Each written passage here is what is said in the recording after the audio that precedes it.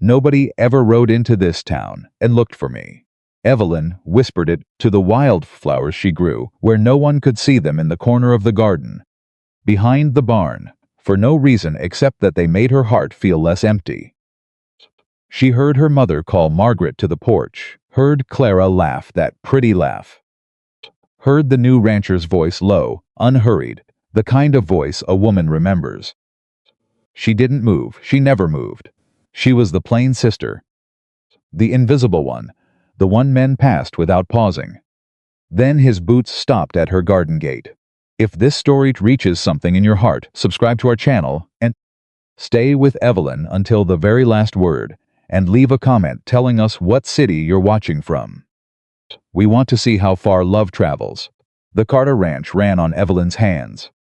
Not her father's hands. Edward Carter had a bad knee from a fence post accident 3 years back and spent most mornings in the chair by the window, nursing coffee and offering opinions he never had to act on.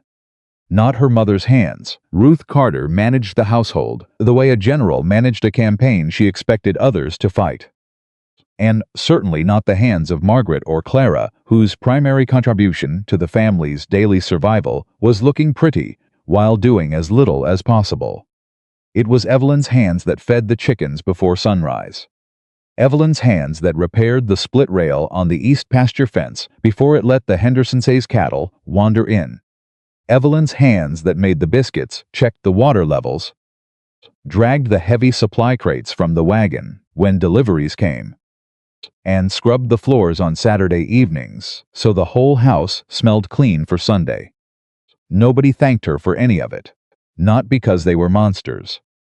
That was the part that made it so hard to bear. If they had been monsters, she could have left without guilt. But they weren't cruel people. They were simply people who had stopped seeing her, who had slid into the comfortable habit of assuming the work would get done because it always got done, without ever asking themselves how. Evelyn had figured this out somewhere around her 23rd birthday, when her mother threw a small party for Clara's 18th and forgot entirely that Evelyn had turned 23 the week before. Not maliciously, just forgotten. The way you forget to refill the salt shaker until dinner's already on the table, and then it's too late to matter. She had stood in the kitchen that evening, cutting Clara's celebration cake, while everyone crowded around the parlor. And she had understood something that lodged itself in her chest, like a splinter she couldn't reach. She was necessary without being noticed, and that was somehow worse than being unnecessary. That was 5 years ago. In those 5 years, Margaret had received 3 serious courtship offers, rejecting the first, entertaining the second, and finally, 6 months ago, accepting the third from a cattleman named Douglas Whitmore, who had a large property outside of town and the kind of jaw that made women in church whisper to each other. The wedding was set for autumn. Clara was being courted by 2 men simultaneously, apparently untroubled by the moral arithmetic involved. And their mother considered this evidence of Clara's extraordinary social gifts. And Evelyn went on feeding the chickens. She had stopped expecting the world to rearrange itself for her somewhere around her 25th birthday. She wasn't bitter about it. Bitterness, she decided, required a kind of energy she couldn't spare. But there was something underneath the practicality. Something she kept pressed down, the way you press down bread dough, something that occasionally swelled up at the edges when she thought no one was watching. Something that felt, if she was honest, like grief. Grief for the version of herself she had never been permitted to become. Grief for the conversations nobody had with her, the questions nobody asked her, the space at any given table that was never quite pulled out far enough for her to sit down comfortably. She grieved it quietly. She put it back when she was done. And then she went to work. The morning Nathan Cole rode into Willow Creek was a Tuesday in late September. Evelyn knew it was a Tuesday because Tuesday was the day. She scrubbed the well cover and checked the rope for fraying. And she had been in the middle of exactly that task when she heard his horse come down the main road. She didn't look up immediately. Strangers rode through occasionally, either on their way to somewhere more important or looking for land. and neither category typically had anything to do with her. She heard him stop at the front gate. She heard her mother's voice from the porch, bright and welcoming. The voice Ruth Carter reserved for men with good horses and clean hats. "Good morning. Are you passing through, or can I help you?" "Morning, ma'am." The voice was quiet, not soft. There was nothing weak about it, but quiet in the way that suggested.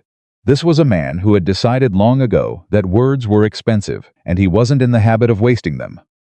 "Name's Nathan Cole. I picked up the Harmon parcel about 2 miles east. Just introducing myself to the neighbors." Evelyn heard her mother recalibrate instantly. The Harmon parcel was 40 acres.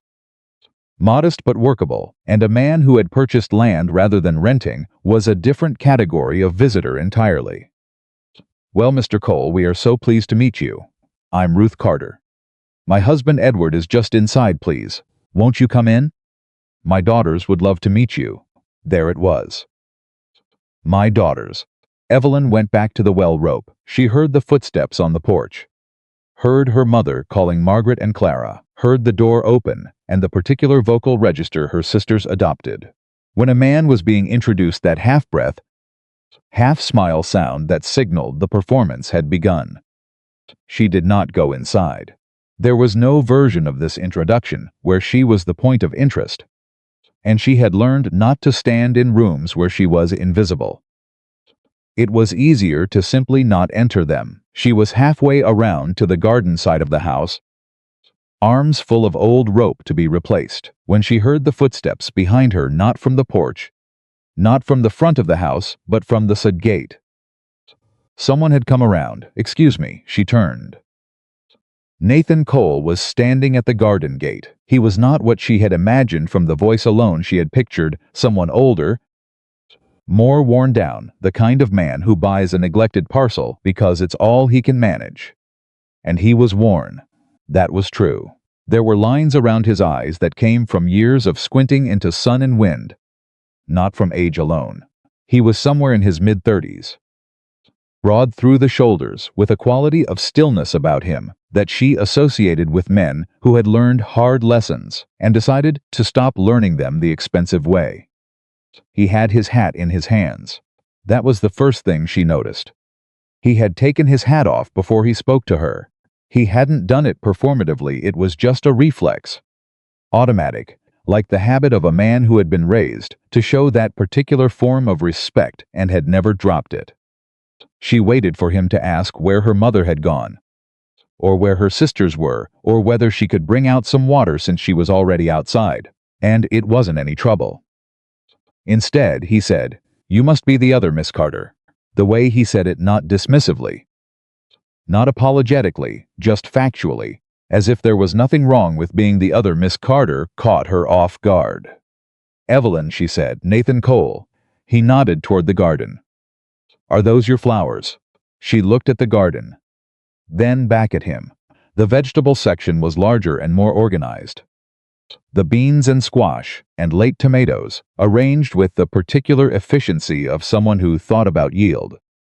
But in the far corner, along the fence, she had planted a run of black-eyed Susans and wild asters that served absolutely no practical purpose, and which her mother occasionally suggested she pull up and replace with something useful. "Yes," she said, and waited for him to find this peculiar. "They're not for selling," he said. It wasn't a question. "No, then why do you grow them?" She looked at him for a moment. "Because they make the place feel alive."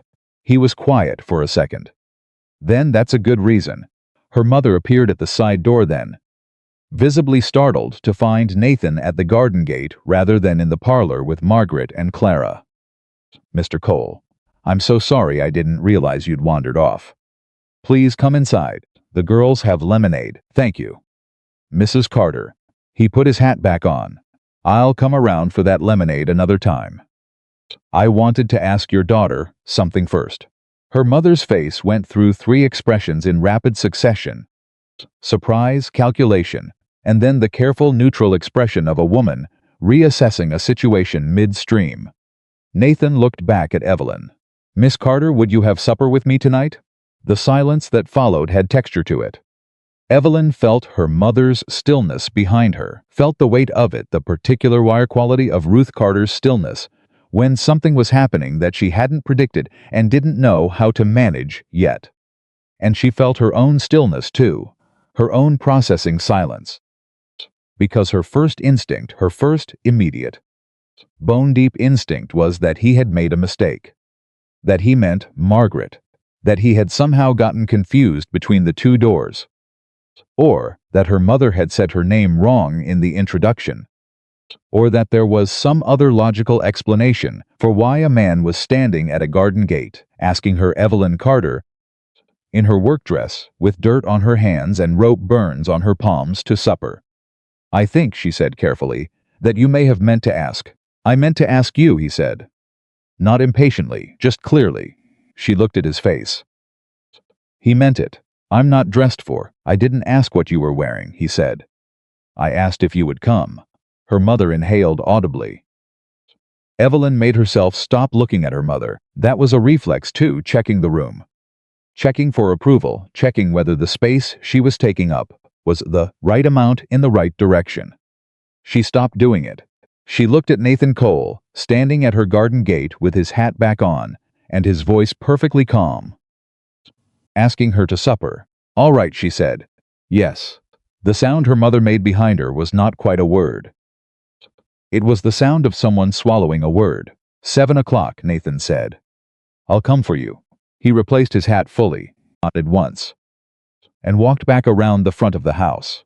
The silence he left behind him was remarkable. Her mother found her voice after approximately 8 seconds. "Evelyn," he asked me. "Mama, yes." But Margaret was just inside, and she would have been happy to he asked me. She picked up the old rope and walked toward the barn.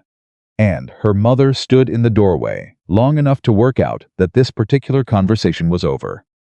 And then went back inside. Margaret found her in the barn 20 minutes later. Margaret was objectively beautiful in the way that required no effort, the kind of beauty that made people stop mid-sentence and lose their place. She was also, in Evelyn's long experience of her, not entirely unkind. She was simply a person who had been told her entire life that her value was her appearance, and who had, naturally, organized her personality around that information. "Mother says a man asked you to supper," Margaret said. "That's right, the new rancher, Nathan Cole." "Yes." Margaret considered for a moment. She paused, choosing the word carefully. "He's handsome, is he?" Evelyn hadn't really thought about it in those terms. "Evelyn." Margaret's voice shifted to something slightly more genuine, which was unusual and therefore worth noting. "Are you sure about this? You don't know anything about him." "I don't know anything about most people until I know them." "But," Margaret hesitated. "People are going to talk." Evelyn set down the rope and looked at her sister. "People talk about everything, Margaret. They've talked about you for 3 years. They'll talk about Clara until she picks one of those men. Now they'll talk about me. That seems like the natural order of things." Margaret left with her mouth slightly open, which was a more honest expression than Evelyn usually got from her. She spent the rest of the afternoon doing exactly what she would have done anyway. There was no point in stopping work early because she had supper plans. The work did not care about her plans and arrived back at the house at 6. Enough time to wash and change into the second-best dress she owned. Her mother had opinions about the dress. "You should wear the blue one," Ruth said. "It's newer. The blue one is for church. This is a social occasion." "Evelyn, a man is coming to your door," he said. 7 o'clock. "It's 6:15. Evelyn braided her hair in the mirror with the efficiency of someone who had been doing her own hair without assistance since approximately age 9. "Clara could help you with your—" "I'm fine, Mama. I just want—" Her mother stopped. Started again. "I only want it to go well." Evelyn looked at her mother's reflection in the mirror.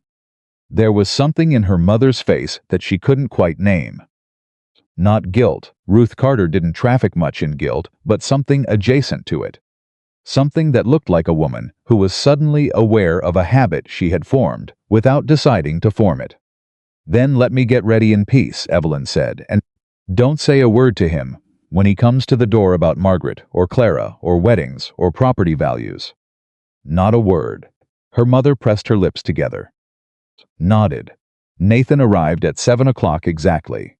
Evelyn was ready at 6:55 and spent the remaining 5 minutes in the kitchen so she wouldn't be caught watching the door.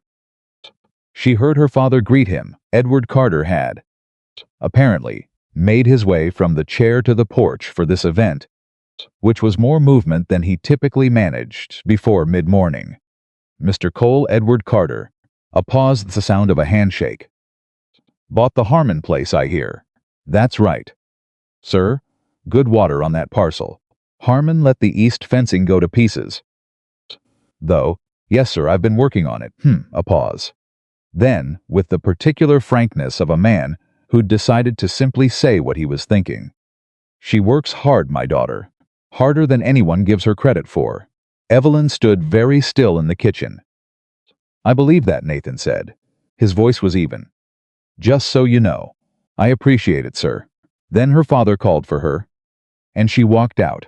They rode to his place in a quiet that was not uncomfortable, which surprised her. She was accustomed to silences that required management. Silences that meant someone was displeased or waiting for an explanation. This silence asked nothing from her. You didn't tell me your first name, she said. When they were halfway there. Nathan. She tried it out. It was a plain name. She liked plain names. Have you been in Willow Creek long? 6 weeks. Long enough to know who bakes on Thursday mornings and who starts arguments at the feed store. Despite herself, she almost smiled. Which category do you fall in? Neither. So far.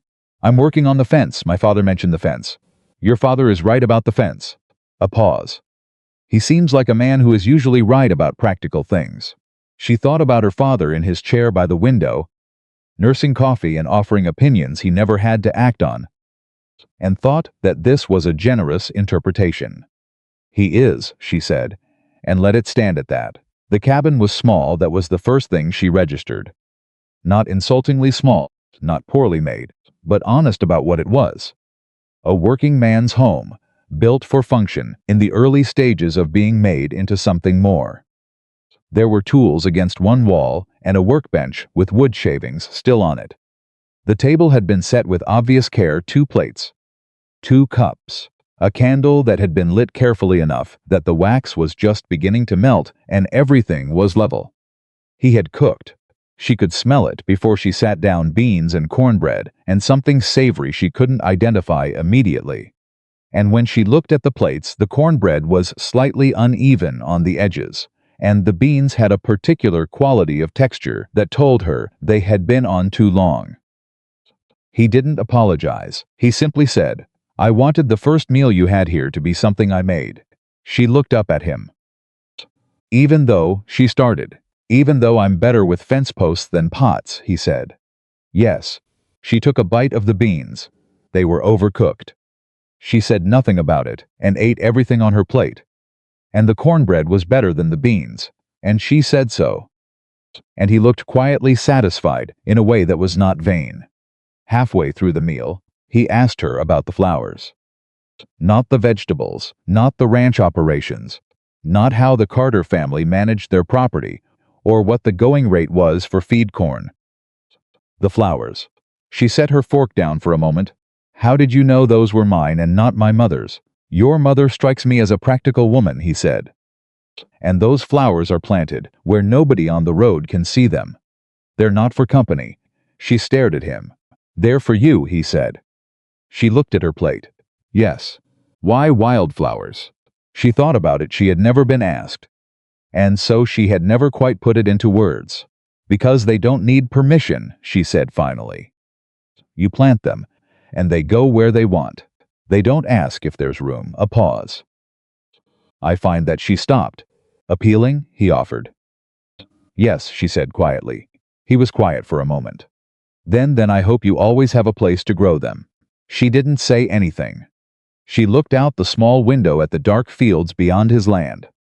at the stars beginning to show, at the world outside this small honest room where a man who barely knew her had made her an uneven meal, and asked about the flowers she grew where nobody could see them. She didn't cry. She wasn't a woman who cried easily. But something in her chest pressed against its usual containment. "You're not what I expected," she said. "What did you expect? I thought you'd made a mistake." At the garden, he picked up his cup. "You thought I meant one of your sisters." It was the logical assumption. He set the cup down. "I walked past the porch where they were sitting, and then I came around to the garden where you were working," he said. "That's not a mistake, that's a direction." She looked at him. "I came to the garden because I saw you from the road. Yesterday, you were repairing the gate latch." He met her eyes steadily. "You didn't stop to see who was riding past. You just fixed the latch. The latch needed fixing." "I know." Something shifted in his expression, not a smile exactly, but something warmer than neutrality. That was the point. She rode home that evening with the sensation of having taken a breath she had been holding for a very long time. Her mother was waiting in the parlor, which meant she hadn't slept and was not planning to sleep until she had an account of the entire evening. "Well," Ruth asked. "We had supper," Evelyn said. "He cooked." Her mother processed this. "He cooked, yes. What did he make? Beans?" "Cornbread." Another pause. "Was it good?" "No," Evelyn said honestly. But it was thoughtful. She went upstairs, changed into her nightclothes, and lay in the dark for an hour without sleeping, thinking about a man who had walked past the porch and come to the garden instead. He came back the next afternoon. Not to visit, or not only to visit. He came to ask if he could use the Carters' larger post-hole digger, the one Evelyn had kept repaired after her father's knee made that kind of work impossible. He stood at the barn door, asking her rather than her father, because he had understood without being told who actually made decisions about equipment on this property. She lent him the post-hole digger. He returned it the following day. Sharpened, she noticed. The week that followed was an education in the particular discomfort of being noticed by someone when you are accustomed to being ignored. It was not entirely pleasant. It was, in fact, somewhat frightening, the way any change is frightening when the unchanged state, however uncomfortable, has at least the virtue of being known. When Nathan stopped by the following Wednesday and asked if she would ride out to look at the East-Catted pasture with him, he needed a second opinion on the fencing situation her mother watched from the kitchen window with an expression Evelyn chose not to interpret. She went. She looked at the fencing. She gave him her honest opinion, which was that he had done 2 sections correctly and 1 section in a way that would hold through autumn but fail spectacularly in the first hard freeze. He asked her how she would do it differently. She showed him. He watched, asked questions, did not condescend, and did not pretend he already knew things he didn't know. When she was done, he said, "Thank you. That's going to save me a bad month." "You would have figured it out," she said. "Eventually. You just saved me 6 weeks." She pulled her gloves off and turned toward the horses. "Nathan." "Yes, why do you keep coming around?" The question was direct. She had decided she was going to be direct with him, because she was 35 years deep into being indirect with the world at large, and it had not served her particularly well. He was quiet for a moment. "Because I like talking to you. People don't usually. I'm not people," he said.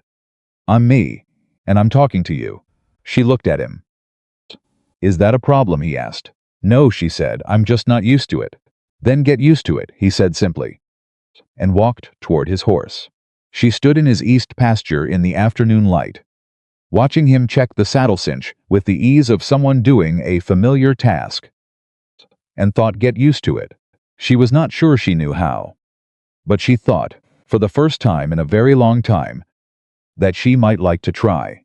Getting used to it turned out to be harder than she'd anticipated.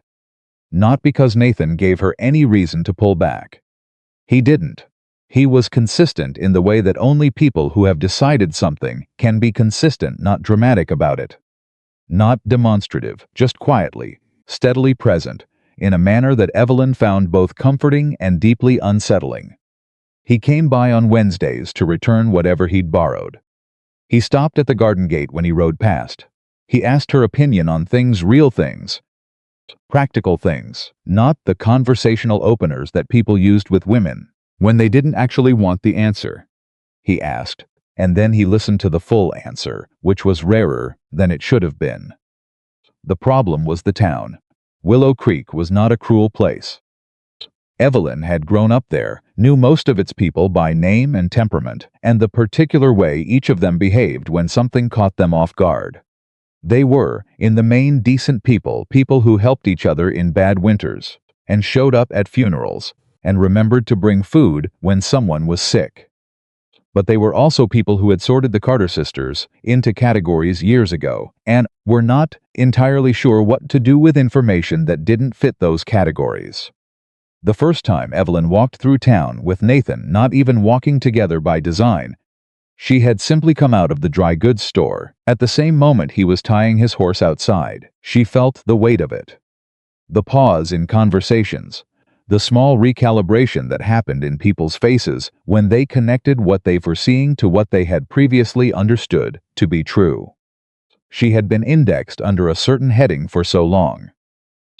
Reliable Evelyn, practical Evelyn, the Carter girl who manages the ranch. Watching people struggle to update their files was almost interesting. In a detached way, the way you watch a complicated piece of machinery work through a problem. Almost. Dorothy Haynes was the first person to say something directly. Dorothy was 63, had been the unofficial social recorder of Willow Creek for approximately 4 decades, and operated on the understanding that information she possessed was, by definition, information that concerned her. She caught Evelyn outside the post office on a Thursday morning with the focused energy of a woman who had been waiting for exactly this opportunity. Evelyn Carter. Dorothy's voice was warm, with the particular warmth of someone who is about to say something they have already decided to say. "I heard Nathan Cole came to call." "He did," Evelyn said. "At the ranch?" "Yes. And he asked, well, he asked you specifically." Evelyn looked at Dorothy with the even expression she had spent 28 years perfecting. "He did." Dorothy pressed her lips together in a way that was meant to communicate thoughtfulness but communicated something more complicated. "Well, that's lovely, dear. He seems like a fine man." A pause. The weight of the pause was considerable. Of course, starting from nothing on a neglected parcel, he'll have his work cut out for him. A practical woman who knows how to run a ranch well. That would be a considerable asset for a man in that position. Evelyn held Dorothy's gaze for 2 full seconds. "Good morning, Dorothy," she said, and walked past her. She got half a block before her hands tightened on the package she was carrying.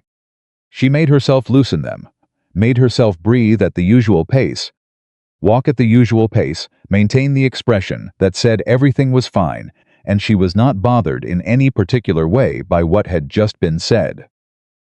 Asset, a considerable asset. She had heard that word applied to her before, in various forms: useful, practical, reliable, the vocabulary of people describing a tool. She had learned, over the years, to absorb those words without letting them draw blood, but they had always drawn blood.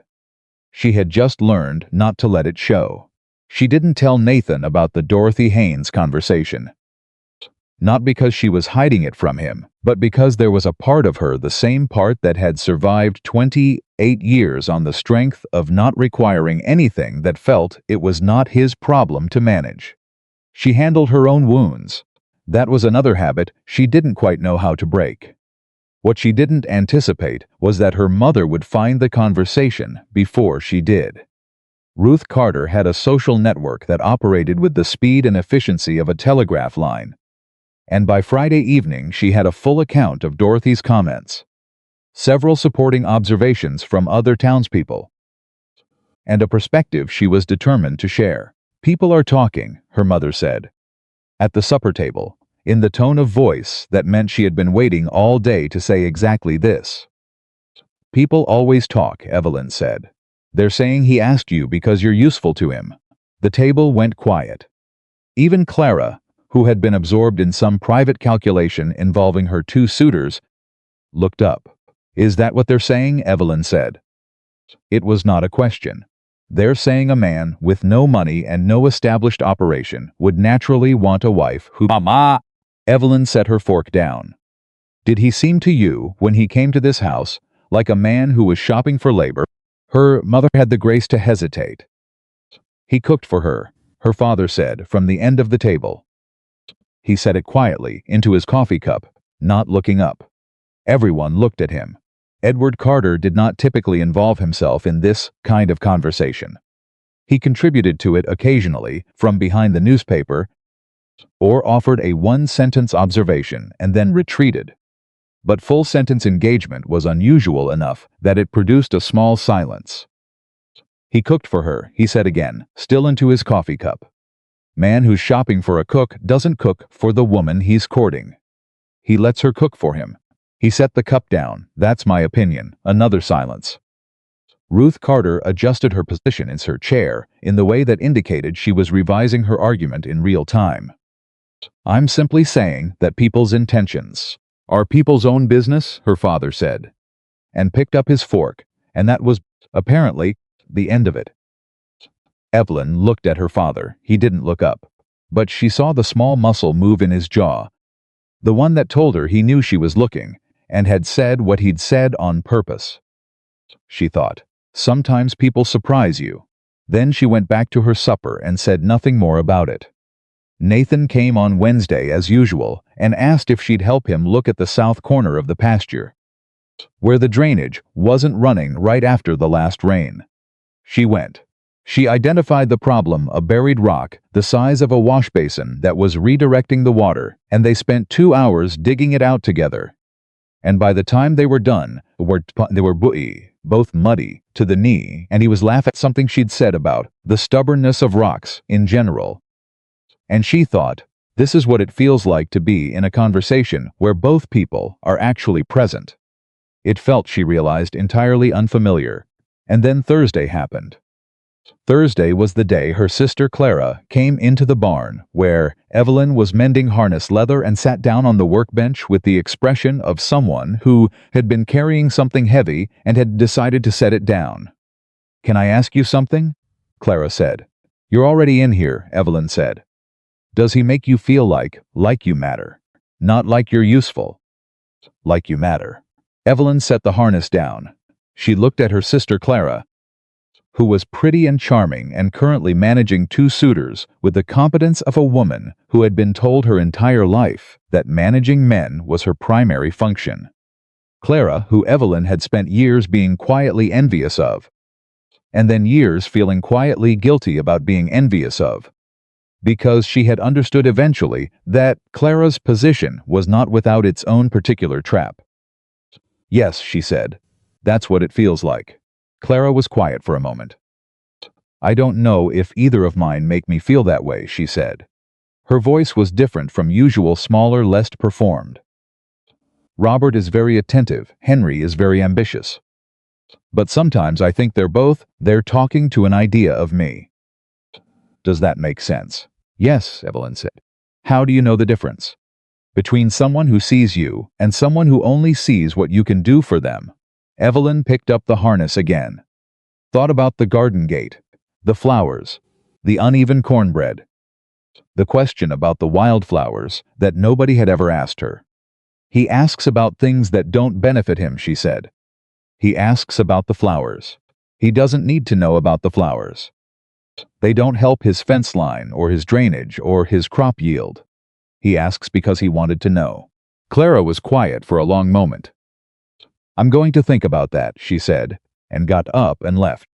Evelyn watched her go and felt something shift in the space between them, not dramatically, not immediately, but the way ice shifts in a creek in early spring, when the weight of it changes just enough that things start to move.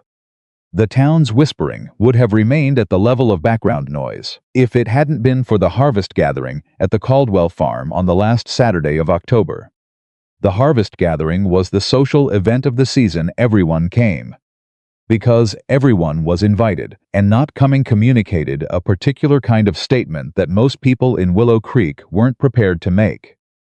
There were tables of food and jugs of cider, and the particular festive quality of a community that had gotten through another growing season and was choosing, collectively, to be grateful about it. Evelyn went because her family went.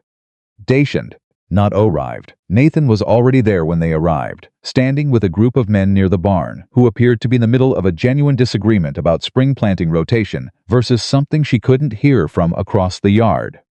He saw her arrive.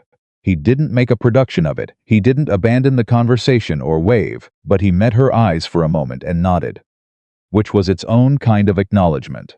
She felt her mother notice the exchange. She chose not to return that look. The first hour was unremarkable. She helped set up additional tables when the food started overflowing the original arrangement. Because that was the kind of she did at public gatherings, noticed what needed doing, and did it without being asked. 2 women thanked her. One woman said, "With complete sincerity, Evelyn, what would we do without you?" which was meant as a compliment and landed the way it always landed. Slightly sideways. She had a cup of cider and talked to old Gerald Bauer about his apple trees, which were having a good year, and to young Mrs. Patterson about her baby, who was having a difficult month, and to the preacher's wife about the church roof, which was the preacher's wife's primary occupation. Nathan found her when she was refilling the breadbasket, because the breadbasket had run low, and she had noticed. "You've been working for 45 minutes, he said, quietly beside her. "Someone has to. You're at a party. It's a gathering, Evelyn." His voice was level, not scolding, just direct. "Will you come stand with me for 10 minutes and not fill anything?" She looked at the breadbasket in her hands. She set it down. It was the hardest thing she'd done all week, and she was aware of how strange that was. They stood together near the edge of the gathering, far enough from the main noise to actually talk, and he asked her how her week had been. And she told him about the drainage rock, and he said he'd been thinking about the drainage situation and had some ideas. And she said she had ideas too. And for a few minutes they were 2 people talking about something they both cared about. And the gathering went on around them, without requiring anything from either of them. And that was when Walter Briggs found them. Walter Briggs was the largest landowner in the county outside of the railway interest, which meant that he had spent approximately 30 years being the most important person in any room and had organized his personality around that fact. He was not a bad man in the way that Dorothy Haynes was not a bad woman. He didn't set out to cause damage. He simply moved through the world with the assumption that his observations were welcome, because in his experience they generally were. He arrived with 2 other men and a cup of cider, and the broad, comfortable confidence of someone arriving at a conversation he expected to enjoy. "Nathan Cole," he said, extending his hand. "Walter Briggs. I've been meaning to come out and look at that Harmon parcel since I heard you'd bought it, Mr. Briggs," Nathan said. They shook hands. Walter's eyes moved to Evelyn with the particular quality of someone recategorizing a piece of information. "And Miss Carter. Evelyn, isn't it?" "Yes, sir." "Well." Walter looked between them. The smile on his face was the smile of a man about to share an observation he found both humorous and incisive. "Nathan, I have to say, you've made a practical choice. A man starting from scratch on rough land needs someone who knows how to work. I'd say you've found yourself exactly the right partner for that kind of situation." He glanced at Evelyn with something that was not quite a wink. "No offense meant, Miss Carter. I mean it as a compliment." The 2 men with Walter laughed, not meanly, not with the intention of hurting anyone. Just the automatic laughter of men responding to the social signal that something amusing has been said. Evelyn looked at her cup. It was the same word, the same music underneath it. Different instrument. Practical. Useful. The right partner for that kind of situation. She had been absorbing versions of this sentence her entire adult life, and her body knew the routine. Lower the eyes. Let it pass. Keep the expression neutral. Wait for the moment to be over. She lowered her eyes. She waited. Nathan said, "Excuse me." His voice had not changed in volume or pitch. It was still the same quiet voice, but something in it had shifted the way the air shifts before a storm. Not loud, just different in a way that told you to pay attention. Walter blinked. "I only mean she's a capable woman. Good with land and livestock. That's an asset for a man starting." "I heard what you meant," Nathan said. The two men with Walter had stopped laughing. "I asked Evelyn Carter to supper," Nathan said, "before I had any idea how she managed a ranch or repaired a fence or did anything else you're describing. I asked her because I'd watched her work for 10 minutes, and she never once looked up to see if anyone was impressed." He paused. "That's not a practical quality. That's a character quality. And it's not an asset to me. It's the reason I came to the garden gate." Walter Briggs opened his mouth. Nathan said, "I didn't come to Willow Creek looking for someone to work my land for me.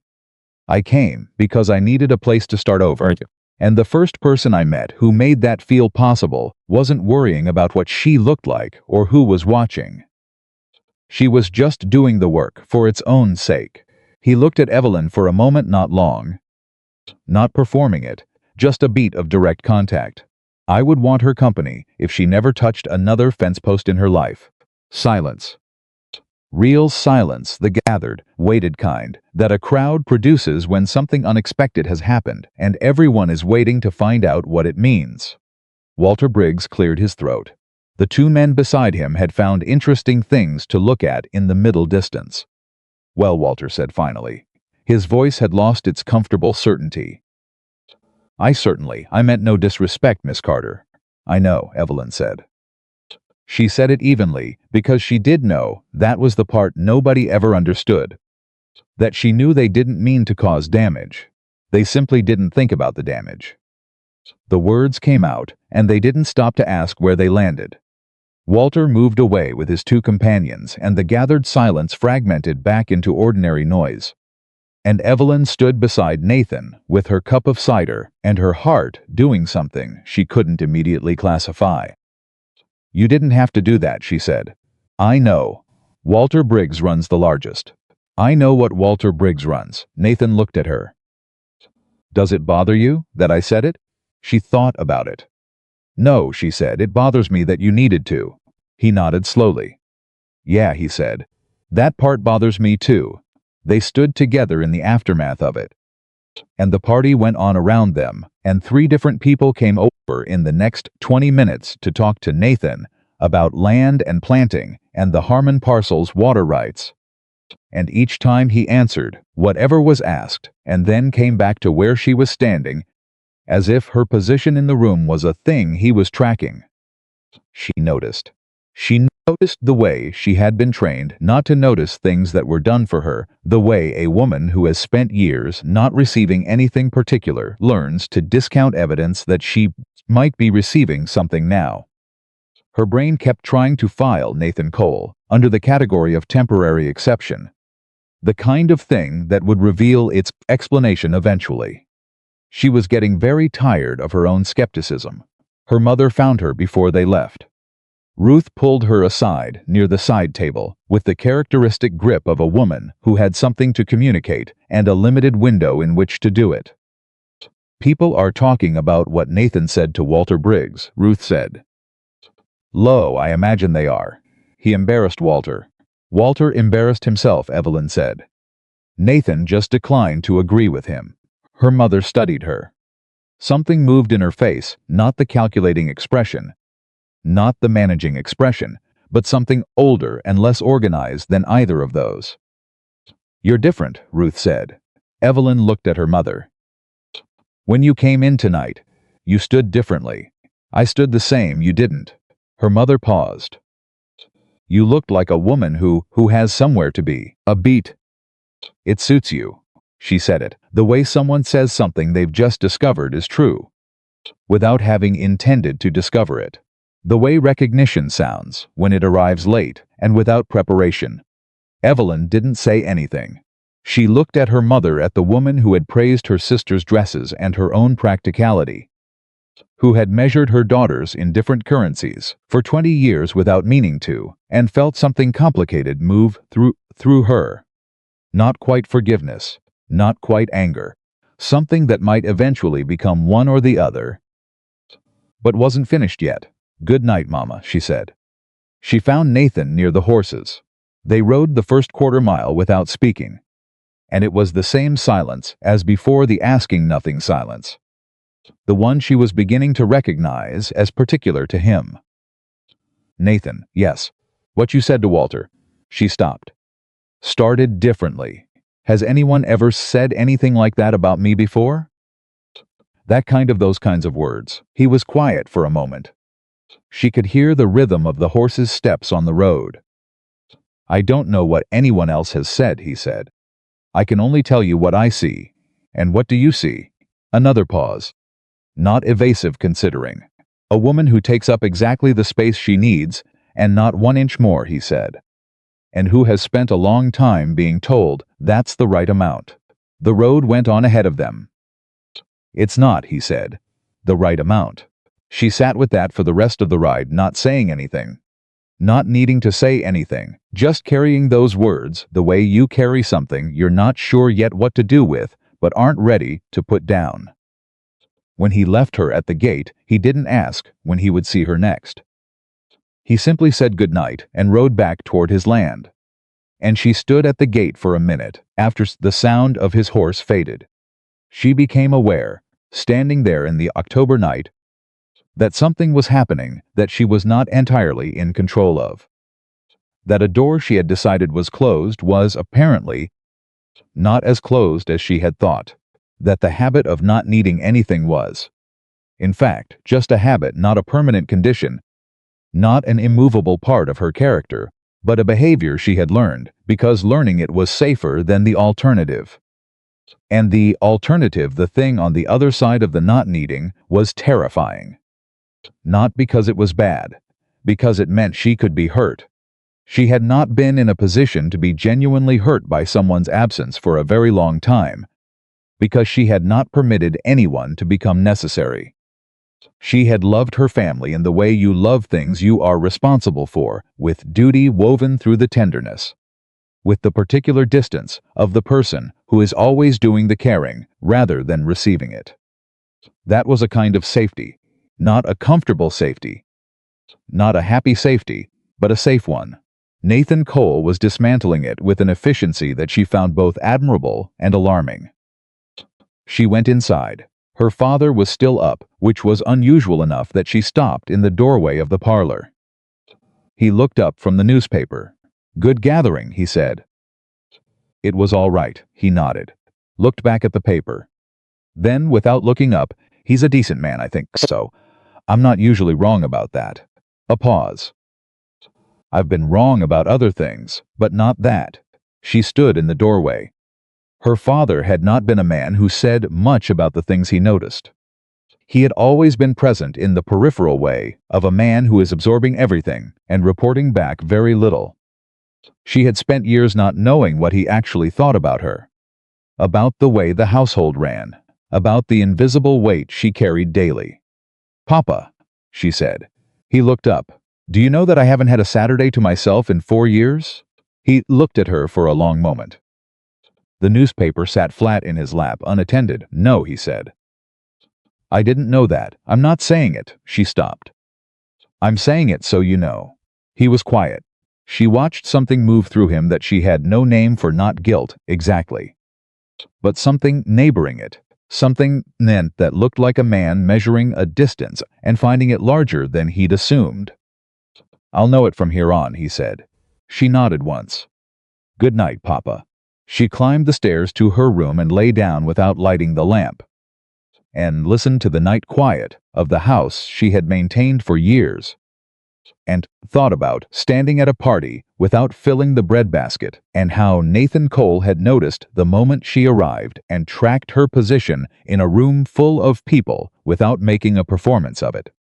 She thought about what it meant to be seen, not as a useful quantity, not as a reliable fixture, but as a person whose position in a room was worth knowing. She had no framework for it. She was going to need one. Because the door was open now, she could feel the air coming through it, cold and new, and entirely unlike anything she had carefully arranged her life around. And the terrifying thing, the thing she lay with in the dark for a long time, was that she didn't want to close it. She built the framework slowly. The way she built everything, methodically, without announcement. Fitting the pieces together in whatever order made structural sense rather than the order that felt most comfortable. The framework was this: Nathan Cole was real, his attention was real. The thing happening between them was not a mistake and not a misidentification and not a temporary condition that would resolve itself into something more logical once the novelty wore off. She had tested each of these propositions against the evidence available to her, and the evidence kept coming back the same direction. She allowed herself, by the first week of November, to use the word interested when she thought about him. Not in love, she was too honest with herself for that leap, and besides, she had no reliable reference point for what that felt like from the inside. But interested, genuinely, specifically, in the particular person of Nathan Cole. Interested. This was a significant development. She marked it without ceremony and got on with the work. The work that week included repairing the chicken coop roof before the first real cold came down from the north, renegotiating the terms with the grain supplier who had been quietly overcharging the Carter account for 2 years, and helping her father get to and from the doctor in town without aggravating his knee. None of these things were asked of her. They were simply things that needed doing. And she was the one who saw them. She was always the one who saw them. Nathan came on Wednesday, as he had begun to do consistently enough that her mother had stopped commenting on it and started simply setting an extra cup out when she heard his horse. He came to borrow the fence stretcher and stayed long enough to tell her that he'd found a second drainage problem along the north property line and thought he knew the solution, but wanted her opinion before he committed to it. She gave him her opinion. He asked 2 follow-up questions. She answered both. He said thank you and meant it. And she watched him ride out with the fence stretcher and the particular quality of satisfaction that comes from being consulted rather than used. The distinction was everything. She understood that now in a way she hadn't quite been able to articulate before Nathan had made it visible by contrast. What she didn't understand, what arrived on a Wednesday afternoon, 12 days after the harvest gathering, with the blunt force of something she should have seen coming, and didn't, was Margaret. Margaret came to the barn while Evelyn was sharpening the good set of shears, which needed doing before the late season trimming, and she came with a different quality of tensions than the last time. Last time had been genuine curiosity. This time had edges. Douglas spoke to Nathan at the feed store, Margaret said. Evelyn kept sharpening. All right. He said Nathan seems well settled. Good judgment. Douglas respects that. Margaret paused. He also said, Nathan talks about you the way men talk about something they've decided. Decided what? Something permanent. Evelyn looked up from the shears. Margaret's face was doing something complicated. I'm not saying that to make you feel strange about it. I'm saying it because I think you should know how it looks from outside. How does it look? Margaret sat on the workbench, like a man who's made up his mind and is waiting to see if you've made up yours. The shears sat in Evelyn's hands, half sharpened. You've been seeing him for 6 weeks, Margaret said. We've been having supper, talking, Evelyn.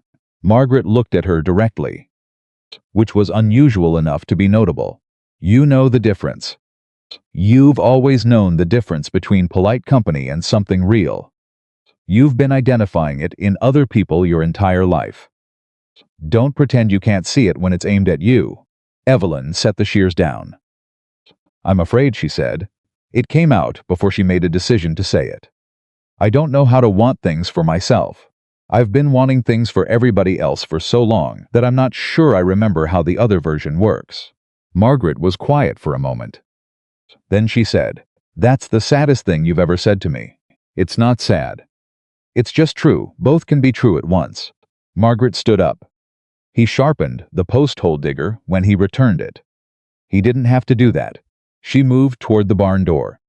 That's not a man looking for an asset, Evelyn. That's a man who pays attention to small things.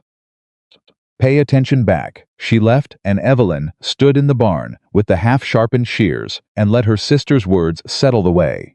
Good words do not immediately. But, over the course of the next several hours, working their way down through the layers of everything she'd built on top of the truth until they reached something solid. Pay attention back. She was trying. The first real test of what she was building came that same week. On a Saturday, in the form of a conversation she overheard without meaning to. She had come into the back of Caldwell's dry goods earlier than usual. Before the morning crowd, and two women were already at the far counter, Helen Marsh and Patricia Dunn. Both of them perfectly decent women who had known the Carter family for years and meant well in the abstract while doing considerable damage in the specific. She heard her name before she could announce herself. Evelyn Carter, and you have to wonder what Nathan Cole is actually thinking, Helen was saying, in the lowered voice that wasn't actually lowered. I mean, Margaret is the pretty one, everyone knows that. And Clara is charming enough to manage two men at once. But Evelyn is capable, Patricia said, in a tone that made capable sound like a consolation prize. Capable, yes, and that's fine, that's perfectly fine. A man starting over needs capable. But do you think he'll feel the same way in 5 years when, well, she's already 28, and she's not a pause. The kind of pause that carried the shape of the unfinished word clearly enough that finishing it was technically unnecessary. She's not her sister's, Patricia completed gently. No, she's not. Evelyn stood very still near the front shelf. The store smelled like tobacco and grain dust, and the particular dry scent of paper bags stacked in quantity. She had been in this store probably 400 times in her life. She knew where every item was kept, knew the creak of the third floorboard from the back, knew the way the morning light fell through the east window at this hour. She had never stood in it, feeling quite so precisely located pinned. Exactly, to the center of a sentence, someone else was writing about her. She should have stepped forward, should have let her presence be known. Let the natural awkwardness of the situation do the work of ending the conversation. She didn't. She stood still and listened, because she had spent 28 years hearing versions of this conversation from a careful distance, and something in her needed to hear the full shape of it. It's a practical arrangement, Helen said. That's all I'm saying. A practical man making a practical choice. I'm sure they'll suit each other well enough. Evelyn deserves more than well enough, Patricia said.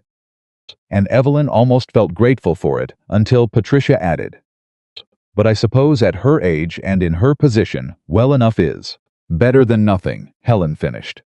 Quietly, not cruelly, just finally. Evelyn stepped forward. Both women turned.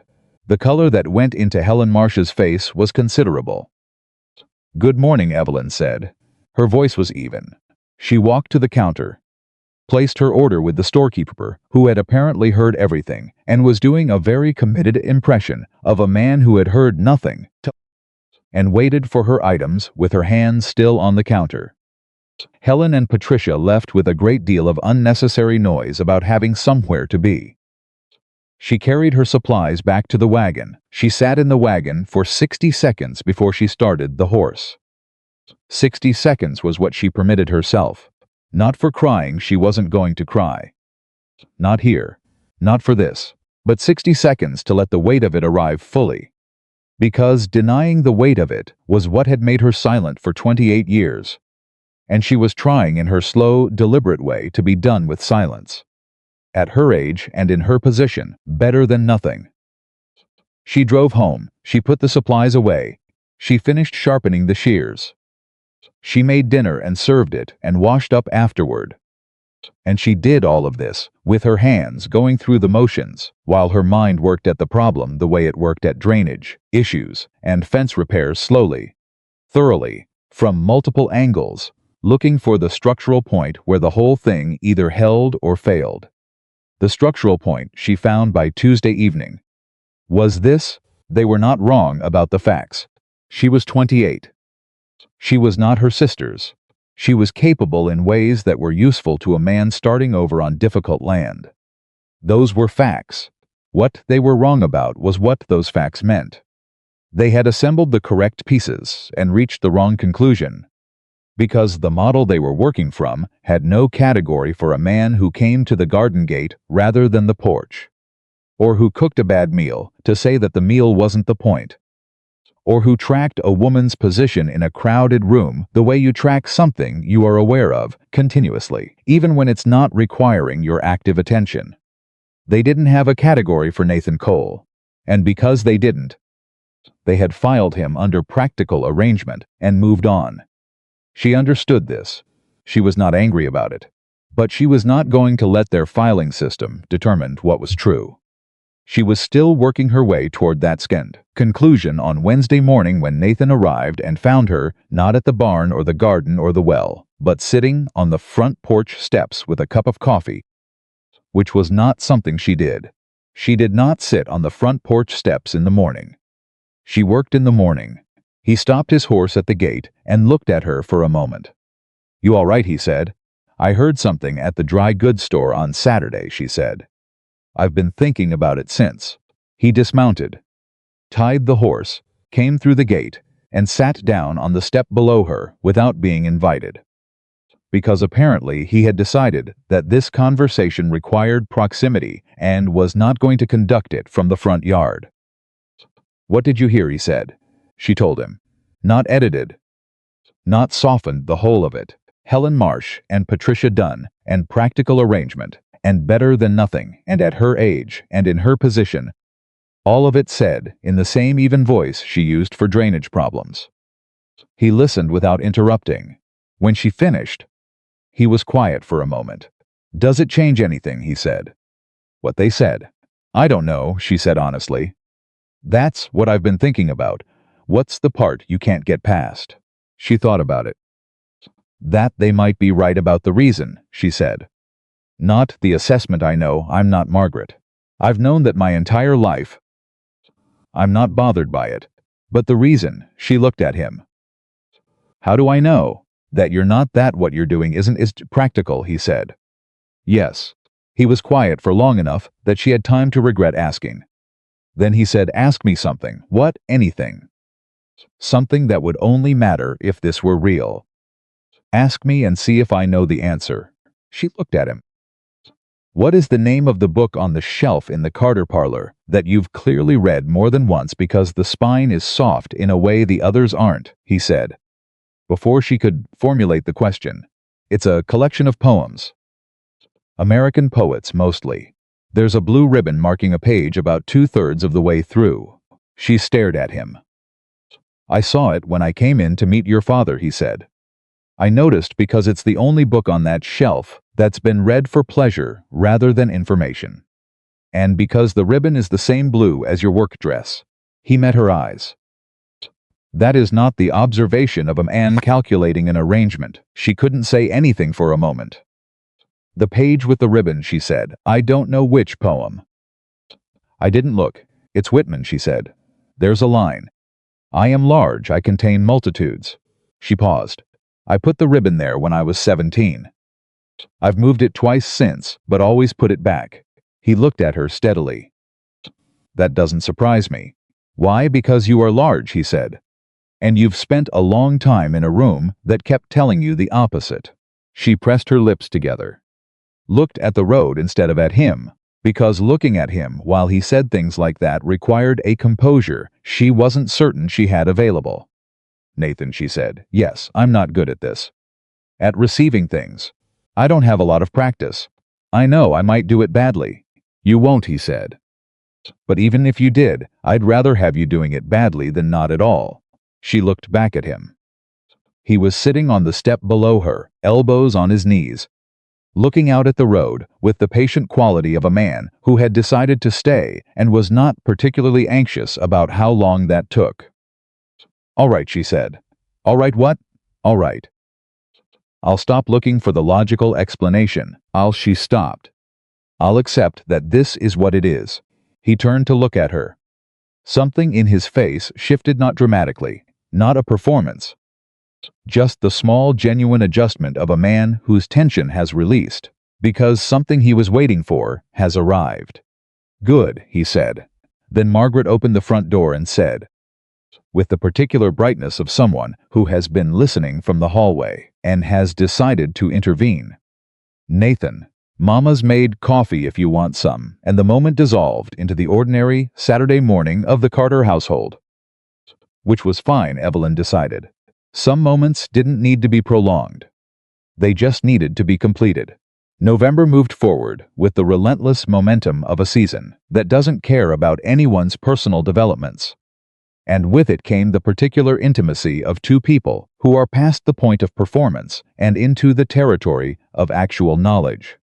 She learned that Nathan had been married once, briefly, a long time ago, and that the woman had left for California with a merchant she met at a rail junction, and that he didn't say this with bitterness, but with the worn quality of someone who has finished grieving something and is simply reporting the geography of his past. He learned that Evelyn had wanted to be a schoolteacher when she was 12 and had not spoken that want aloud since, because the practical requirements of the family had made it theoretical, and that theoretical wants are the kind you learn to store rather than carry. "Why a teacher?" he asked. "Because a teacher is someone whose job is to hand things to people," she said. "I like handing things to people. I just want to be the one deciding what the things are." He looked at her with the expression she had started to understand meant he was filing something in a place he'd return to. "There's a school board in Willow Creek," he said. "I know. They've been looking for a replacement since Mrs. Aldrin moved to her daughter's place in February." She looked at him. "I'm not suggesting," he said. "I'm just noting the geography." She let that sit. She was learning to let things, he said, sit, rather than immediately picking them up and examining them for the catch, the angle, the underlying requirement. There was no catch. She was learning this. It was slow work. The second major fracture came in the third week of November. And it didn't come from the town this time. It came from inside the house. Clara had made her decision. She had chosen Henry, the ambitious one, not the attentive one, and she had done so with the reasoning that ambition was more durable than attentiveness, and that she would rather be the wife of a man going somewhere than the wife of a man standing still paying attention to her. She announced this at supper on a Tuesday with the particular flatness of someone who has already negotiated with themselves and come to a conclusion they are not entirely happy with but have decided to live with. Evelyn looked at her sister's face when she said it and heard, underneath the flat practicality, the echo of something she recognized. A woman choosing the option she believed was available rather than the option she actually wanted.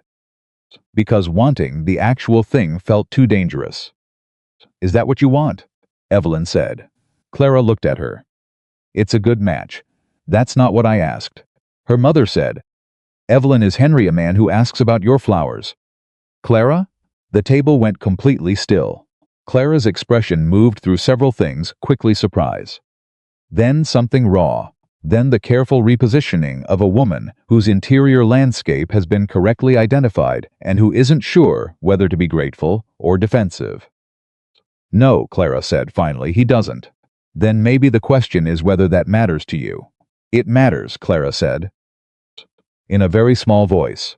"I'm just not sure I'm allowed to let it matter." "Who told you that?" Clara looked at their mother. Ruth Carter, to her credit, did not look away. "I'm sure Henry is a fine man," Evelyn said. "I'm not saying don't choose him. I'm saying choose him because you want him. Not because he's the practical option." She paused. "You taught me that, actually, 2 weeks ago in the barn. You asked me how to tell the difference between someone who sees you and someone who sees what you can do for them." Remember, Clara was quiet. "That question matters for you too," Evelyn said. Her mother said, "Evelyn, you cannot compare your situation to Clara's. What's happening with Nathan is it's unusual. I'm not comparing," Evelyn said. "I'm saying the question is the same. The question is always the same. Does he see her?" The table held a silence that was different from previous silences, heavier. more loaded, like a room where something has shifted in the walls, and everyone can feel it, but nobody has looked at the ceiling yet. Her father said, "She's right." Nobody expected that, including, apparently, Ruth Carter. "She's right." Ruth. Her father looked at Clara. "A good match is a start." Not an answer. "If you're not sure, wait until you're sure." He picked up his fork. "That's all." Clara looked at her plate for a long moment.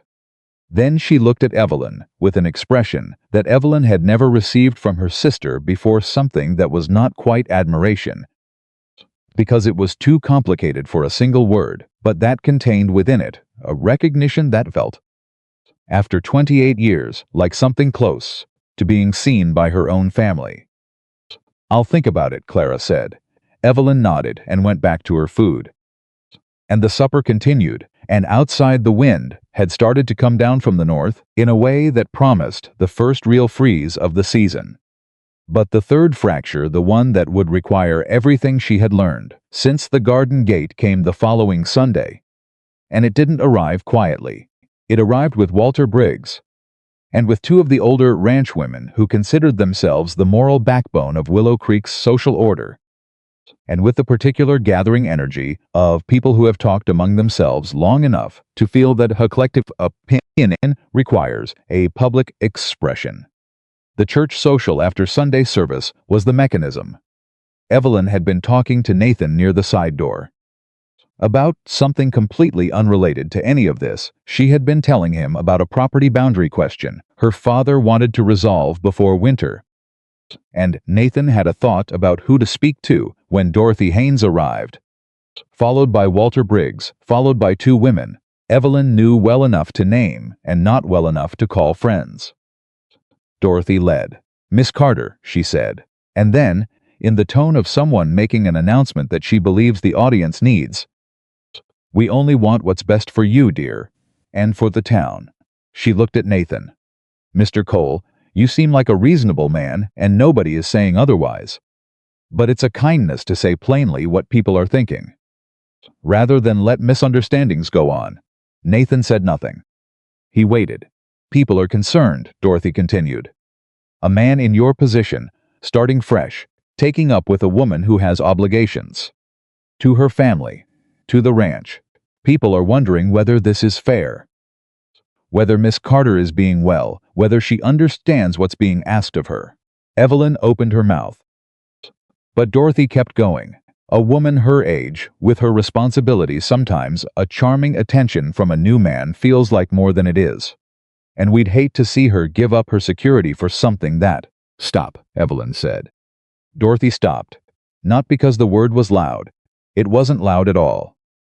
But it had a quality she had never put into a word before, a final quality. A this where it ends quality. The voice of a woman who has been patient for 28 years and has just reached the precise boundary of that patience. The small group went very still. Evelyn looked at Dorothy Haynes. She looked at Walter Briggs. She looked at the two women behind them, whose expressions were the expressions of people who came expecting to witness something and are now uncertain what they're witnessing. "I know what you mean well," Evelyn said. "I know every one of you has known me my entire life and believes you're doing me a service. And I am not going to be unkind about this, but I need to say something plainly." Nobody moved. "I have spent 28 years being the person everyone describes as reliable and practical and capable," she said. "I have heard my value measured in what I can carry, what I can manage, what I can do without. I have been told, directly and indirectly, so many times that I stopped counting, that I am the useful one, not the pretty one, not the charming one. The useful one." She paused, and I accepted that. I accepted it because I didn't know there was another option.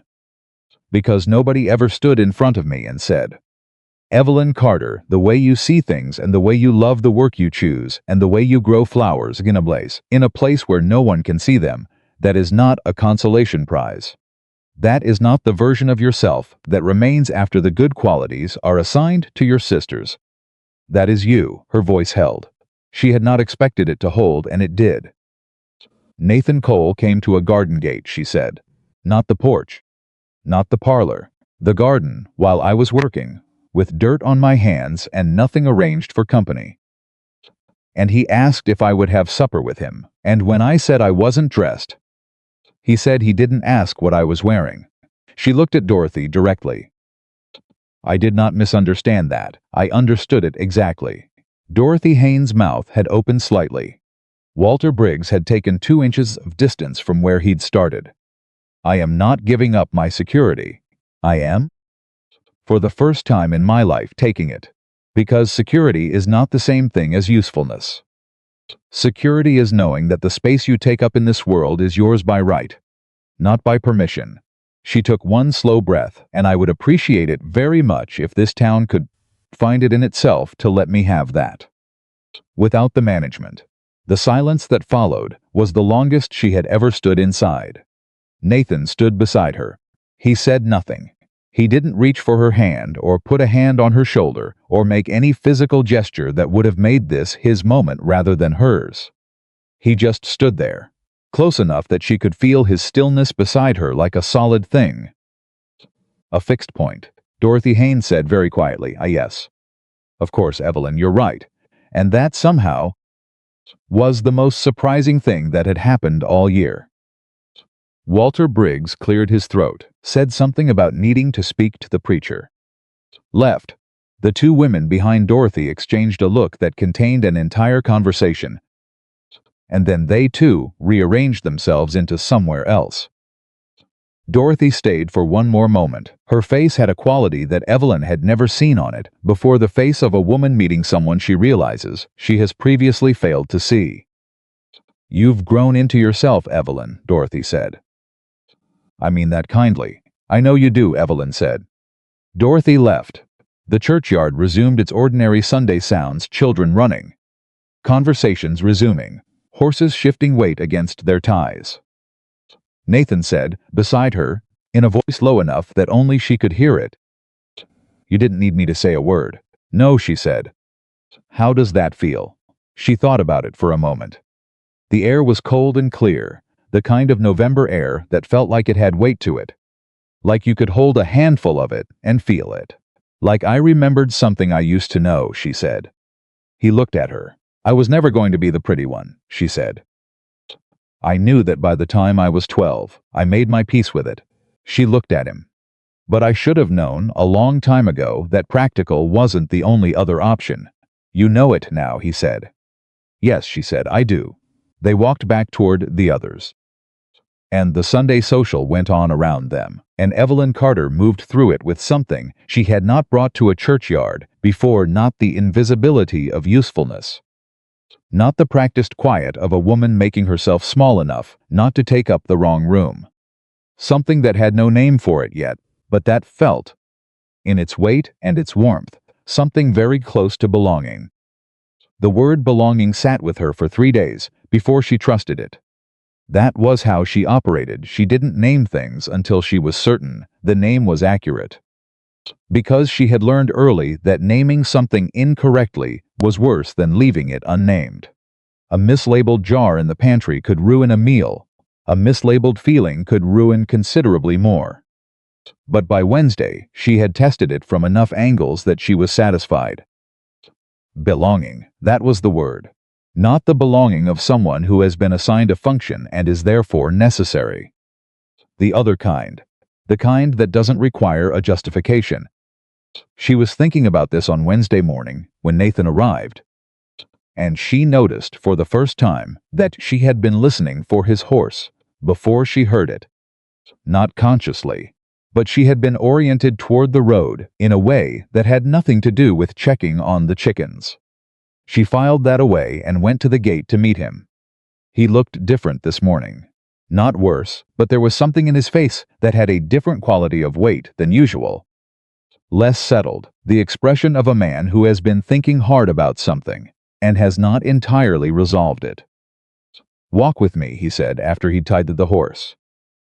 Not a question, not quite. All right, she said. They walked out to the east field, which was hers, in the sense that she managed it, checked it, repaired its boundaries. The ground was hard with early cold, the grass flattened by the first frost. She walked beside him and waited. "I need to tell you something," he said. Her chest did something she chose to breathe through. "All right. When I bought the Harmon parcel," he said, "I told you I was starting over. That's true. What I didn't tell you was how far back the starting over goes." She kept walking, kept her hands in her coat pockets and her face forward and said nothing. Because she had learned that Nathan spoke best when nothing was demanded of him. "I had a larger operation," he said, "east of here, 3 counties over. Built it from the ground up, over about 8 years. Good land, solid cattle operation, everything I'd worked toward." He paused. "And then I trusted the wrong man with the accounts." She looked at him. "Business partner," he said. "Someone I thought I knew well. He had access to everything, the accounts, the land titles, the credit arrangements. By the time I understood what he was doing, there wasn't enough left to recover." He said it flatly, without self-pity, but she could hear the seam of it underneath the particular scar tissue of a betrayal that has been processed but not forgotten. "The Harmon parcel is what I could buy outright when it was over. No debt, no partners, just land and what I could earn back." "Why are you telling me this now?" she said. "Because it's the reason I haven't pushed for anything faster than we're going." He looked at her. "It's not because I wasn't certain. It's because I needed to be able to offer you something real before I asked for anything real." She stopped walking. He stopped too. "Nathan," she said carefully, "what are you asking me?" He turned to face her fully. This was a man who had spent 35 years building a habit of not looking away from difficult things. And he applied that habit now, meeting her eyes with the steady quality she had come to understand was not stubbornness, but honesty. "I'm asking if this is something you want," he said. "Not something you've been persuaded into. Not something that happened to you. Something you're choosing. A beat. Because you said something at the church social about taking your own security rather than giving it up. And I've been thinking about it since." "What about it?" "I want to make sure I'm part of that," he said. "Not an obstacle to it." The field was quiet around them. The cold pressed in from the north and the sky had the flat white quality that preceded snow by a day or two. She looked at him, this man who had come to a garden gate, who had cooked a bad meal on purpose, who had stood beside her in a churchyard and said not one word and let the space belong entirely to her, who had just told her the hardest thing in his history, not as a confession but as an offering. "You're not an obstacle," she said. "You're the first person who ever asked me which direction I wanted to go before we started walking." Something moved in his face. The weight she'd noticed earlier shifted and settled differently. "Then I'd like to ask you something properly," he said.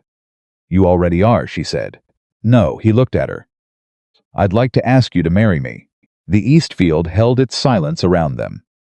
Evelyn Carter stood in the frozen grass on the land she had managed for years, with the breath of a hard winter coming down from the north, and she felt the question land in her, the way the best things land, not with fanfare, not with drama, but with the clean, uncomplicated weight of something that has found exactly where it belongs. She thought about 17-year-old Evelyn putting a ribbon in a book of poems, about the flowers in the corner of the garden that nobody but Nathan had ever asked about every morning she had woken before sunrise to do the work that nobody thanked her for, and every supper she had served before sitting down, and every Saturday she had not had to herself in 4 years. She thought about her father saying she works hard, harder than anyone gives her credit for, to a man at a door. And her mother saying, "You look like a woman who has somewhere to be." And Clara saying, "I'm not sure I'm allowed to let it matter."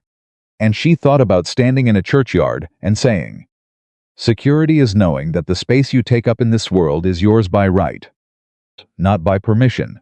She had meant it when she said it. She meant it now. "Yes," she said, not loudly, not with tears or elaborate emotion. Just yes, the word of a woman who has made as a decision she is entirely confident in, offered cleanly, without hesitation, because she was done with hesitation. Nathan exhaled slowly, like a man who has been holding something for a long time and has just been told he can set it down. All right, he said. All right, she agreed. They stood in the field for another moment. And then she said, we should probably tell my father first. Before my mother finds out another way. He almost laughed. It was one of the first times she had seen him come that close. Yes, probably. They walked back toward the house together. And the distance between them was different than it had been. On the way out, not closer exactly, but less guarded. The way the air in a room changes when a decision that everyone was waiting for has finally been made. Her father was in the chair by the window with his coffee, as he was every morning. He looked up when they came in. He looked at Evelyn first, then Nathan, and something in the look on his face told her he had already understood. Mr. Carter, Nathan said, I'd like your blessing to marry Evelyn. Her father was quiet for a moment. He looked at Evelyn. Is this what you want? He said. Not is this a good match. Not is he a responsible man. Not what does your mother think. Is this what you want? She felt the question go through her like clean water. Yes, Papa. He looked back at Nathan for another moment, the long, measuring look of a man who has spent years observing from the chair by the window and has developed considerable accuracy as a result. Then you have it, he said. Take care of her. I intend to, Nathan said. Though I expect she'll take care of herself most of the time. Her father almost smiled. It was the closest thing to a smile she had seen on his face in years. Yes, he said. She will. He picked up his coffee. You might sit down before Ruth comes in. That'll be a different conversation.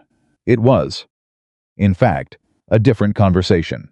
Ruth Carter's response to the news operated in several distinct movements, like a piece of music with competing themes. First, surprise, genuine and unguarded, which lasted approximately 4 seconds.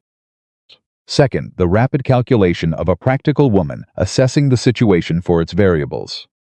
Third, a look at Evelyn's face that went on for longer than the others, taking in something that stopped the calculation mid-process. What she saw in Evelyn's face, apparently, was sufficient. The Harmon parcel is 40 acres, Ruth said finally. That's workable land. I intend to make it more than workable, Nathan said. And Evelyn's inheritance, Ruth started. Stays with Evelyn, Nathan said. Calm, direct. No argument about it. Whatever she chooses to do with it. Ruth pressed her lips together. Looked at her husband. He was looking at the window, which was his contribution to the conversation. She looked back at Nathan, and then at her daughter, and the thing in her face was complicated enough that Evelyn didn't try to name it. I will want a proper ceremony, Ruth said. Not a justice of the peace in the middle of January. Spring, Evelyn said. We were thinking spring, spring, Ruth repeated. She adjusted her position in her chair. That gives us enough time to do it properly. And that, apparently, was Ruth Carter's version of giving her blessing. Margaret came downstairs 20 minutes later, heard the news from her mother's expression before anyone said a word, and threw her arms around Evelyn in the first unreserved embrace they had shared in years, not the polite affection of sisters who coexist, but something genuine and slightly startled, like a woman discovering that she has been more fond of her sister than she realized, and is now doing the accounting all at once. I told you, Margaret said into Evelyn's shoulder. I told you he'd decided. You told me, Evelyn said. Do I get to be right out loud? Or are we going to be dignified about it? You can be right, Evelyn said. Margaret pulled back and looked at her with the particular look of someone assessing a transformation they partly predicted and are now confirming with satisfaction. You look different, she said. You're the second person to tell me that. I mean it differently than whoever else said it. She squeezed Evelyn's hands. You look like you. Clara found out at lunch and cried, not from sadness, but from the release of something she had been holding since the Tuesday supper, when Evelyn had asked her if Henry was a man who asked about her flowers.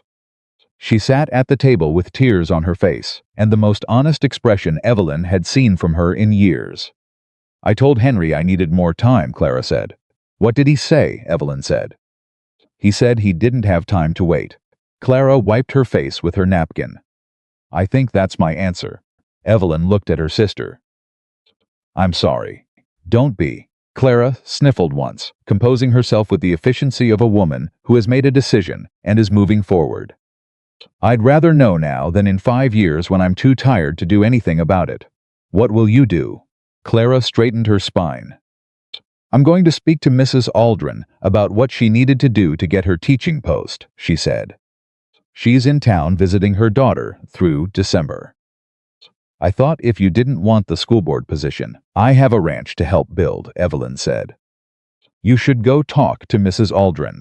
Clara looked at her with an expression that was partly surprise and partly gratitude, and partly the look of someone who has just understood that their sister has, in the act of choosing her own life, made room for everyone else to choose theirs. All right, Clara said. I will. The 2 weeks that followed were the most complex Evelyn had navigated since the summer she was 24, and managed a drought, a fence dispute, and her father's knee injury simultaneously. The complexity was different in quality, not a crisis, but the dense overlapping work of a life-changing shape, and she moved through it with the same systematic attention she brought to Traindle, to drainage problems and fence repairs. There was the practical accounting, what was hers, what she would bring to the new household, what arrangements needed to be made about the Carter ranch in her absence. She sat with her father 3 evenings, and they worked through it together. And she discovered that he had more opinions and more knowledge of fam's finances than she had previously understood. That he had been watching things from the chair by the window with considerably more attention than she'd given him credit for. I should have been doing this with you for years, he said. On the second evening, when they had spread the account books across the table. You had a bad knee, she said. I had a bad knee, he said. I didn't have a bad mind. He looked at the accounts. I let you carry it because you carried it so well. That's not a good reason. No, she said, it's not. I'd like to do better, he said. While I still have time to. She looked at her father at the lines in his face, the gray that had come into his hair whilst she was busy looking elsewhere, the hands that were larger than she remembered from childhood and more still. She thought about all the mornings she had been awake before him, all the decisions she had made without consulting him, because consulting him meant admitting that the load existed, and admitting that the load existed meant someone might try to take it away without actually removing it, which was worse than carrying it alone. You can start Thursday, she said. We can go through the supply accounts together. Thursday, he said. And he looked at the accounts with the expression of a man who has been given a purpose he had forgotten was available to him. And Evelyn felt something heal in the family she had thought was simply the permanent shape of things. The 3rd week of November brought the first real snow, and with it an unexpected visitor. She was at Nathan's place. She came 3 times a week now, which the town had mostly accepted as the new arrangement, because the church social had readjusted certain understandings about what Evelyn Carter was and was not going to tolerate when a rider came up the road from the south. Nathan recognized him before she did. She saw the change in his body, the slight stiffening, not fear exactly, but the particular alertness of someone encountering a complication they had hoped was behind them. The man's name was Gerald Marsh. He was about 50. Lean and watchful, and he had the look of someone who spent time around legal matters, something in the precision of his clothing and the organized quality of his gaze. Nathan Cole, the man said, stopping his horse. I've been looking for you, Marsh, Nathan said. This isn't the time. It's about the Eastern property. Evelyn looked at Nathan. The Eastern property, the one he'd told her about. The operation that had been taken from him. I'm not interested in relitigating, Nathan started. The partner's been arrested, Marsh said. The air between the 3 of them changed quality entirely. What? Nathan said. 3 months ago. Turns out you weren't the only man he did this to. There are 4 others who've come forward, and the county prosecutor has built a case out of what all of you collectively lost. Marsh reached into his coat and produced a folded document. There's a civil proceeding attached to the criminal case. They're recovering assets. Your land was retitled fraudulently. The documentation exists to prove it. Your attorney needs you in person to file the recovery claim." Nathan did not move for a long moment. Evelyn watched his face go through something she had not seen it do before, a sequence of emotions, arriving without the usual filtering. Too fast and too large for the containment he habitually applied. Shock first, then something she could only call the particular pain of an old wound being pressed. Then something else, something that looked like the complicated relief of a man who had accepted a loss and is now being told the loss was not final. "When," he said. "The filing window closes at the end of January. If you're not in front of the court by then, you lose the claim." Nathan took the document. He read it, standing there in the cold, with the focus of a man for whom reading carefully is a survival skill. She waited. She did not ask questions. She could see this required everything he had for a moment.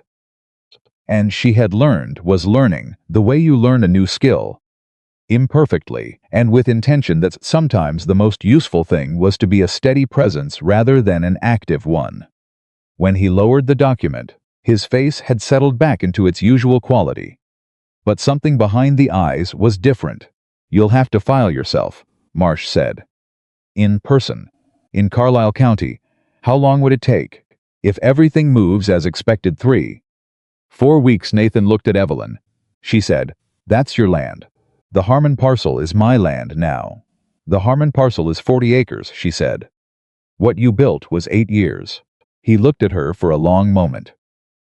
"I'm not going anywhere," she said. "January is 2 months away. Go file the claim. You'd have me gone for a month.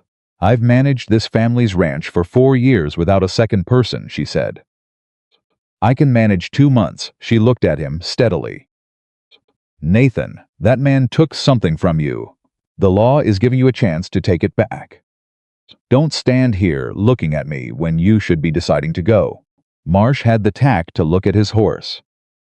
Nathan said very quietly, "I'll be back before the wedding." "I know you will," she said. He left 4 days later in the early morning, and she stood at the gate the way she had stood in the East Field when she'd told him yes, with the cold coming in from the north and the weight of a decision settled cleanly in her chest. Her mother stood behind her on the porch. "He's going to get what's his," Evelyn said, without turning around. "I know," Ruth said. "Don't let anyone suggest otherwise while he's gone." A pause. "You've gotten very direct." "I was always direct," Evelyn said. "I just used to direct it at fence posts and account books." She heard her mother do something that might have been a quiet laugh, the first entirely genuine one she could recall hearing from her in some years. "Come have breakfast," Ruth said. "There's work to do." She turned from the gate, and her mother held the door for her and she went inside. The weeks Nathan was gone had a particular texture, present and full rather than waiting and empty, which told her something important about the difference between who she had been before the garden gate and who she was becoming on the other side of it. She had thought his absence might return her to the previous shape of things. The way a room returns to its old arrangement when the furniture that changed it is removed. It didn't. She was different in a way that didn't require his presence to maintain. She and her father worked through the supply accounts on Thursdays and discovered the grain supplier overcharge she had already identified, plus 2 others she hadn't had time to get to. And her father wrote 3 very precise letters of complaint that demonstrated a command of contractual language she had not known he possessed. "Where did you learn to write like that?" she asked, reading over his shoulder. "Your grandfather was a lawyer," he said. "I worked in his office for 2 years before I decided I preferred the land." He folded the letter. "Some things stay with you." She looked at her father, this man she had known her entire life and had, she understood now, failed to fully know, and thought about how many versions of people existed inside the people you thought you were familiar with, waiting for the conversation that would let them out. "Papa," she said, "I'm sorry I didn't ask you for help sooner." He was quiet for a moment. "I'm sorry I didn't offer sooner." "We're a pair," she said. "Yes," he sealed the envelope. "We always were, we just didn't know it." Clara had her meeting with Mrs. Aldrin, and then a second meeting, and then a third. and came home from the third one with flushed cheeks and the particular energy of a person who has found the thing they were supposed to be doing and has just been given permission to do it. She thinks I have the aptitude, Clara said. She's going to write a letter to the school board recommending me for the spring term. Of course you have the aptitude, Evelyn said. I didn't know that. Clara sat down at the kitchen table. I've been so busy being charming. I forgot that charming is a skill. And skills can be applied to things that matter, Mrs.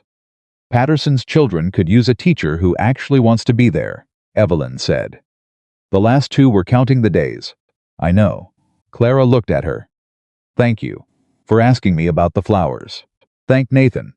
He asked me first. Clara was quiet for a moment. He changed things, she said. Not just for you, for he changed the shape of this family. Evelyn thought about it. No, she said. He asked one question at one garden gate. We changed the rest ourselves.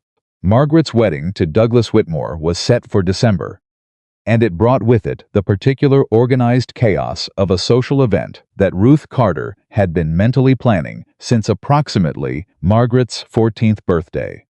Evelyn found herself, for the first time in her memory, exempt from the bulk of the physical preparation her mother, in some new understanding they had reached without negotiating it explicitly, had begun managing the Carter household labor differently.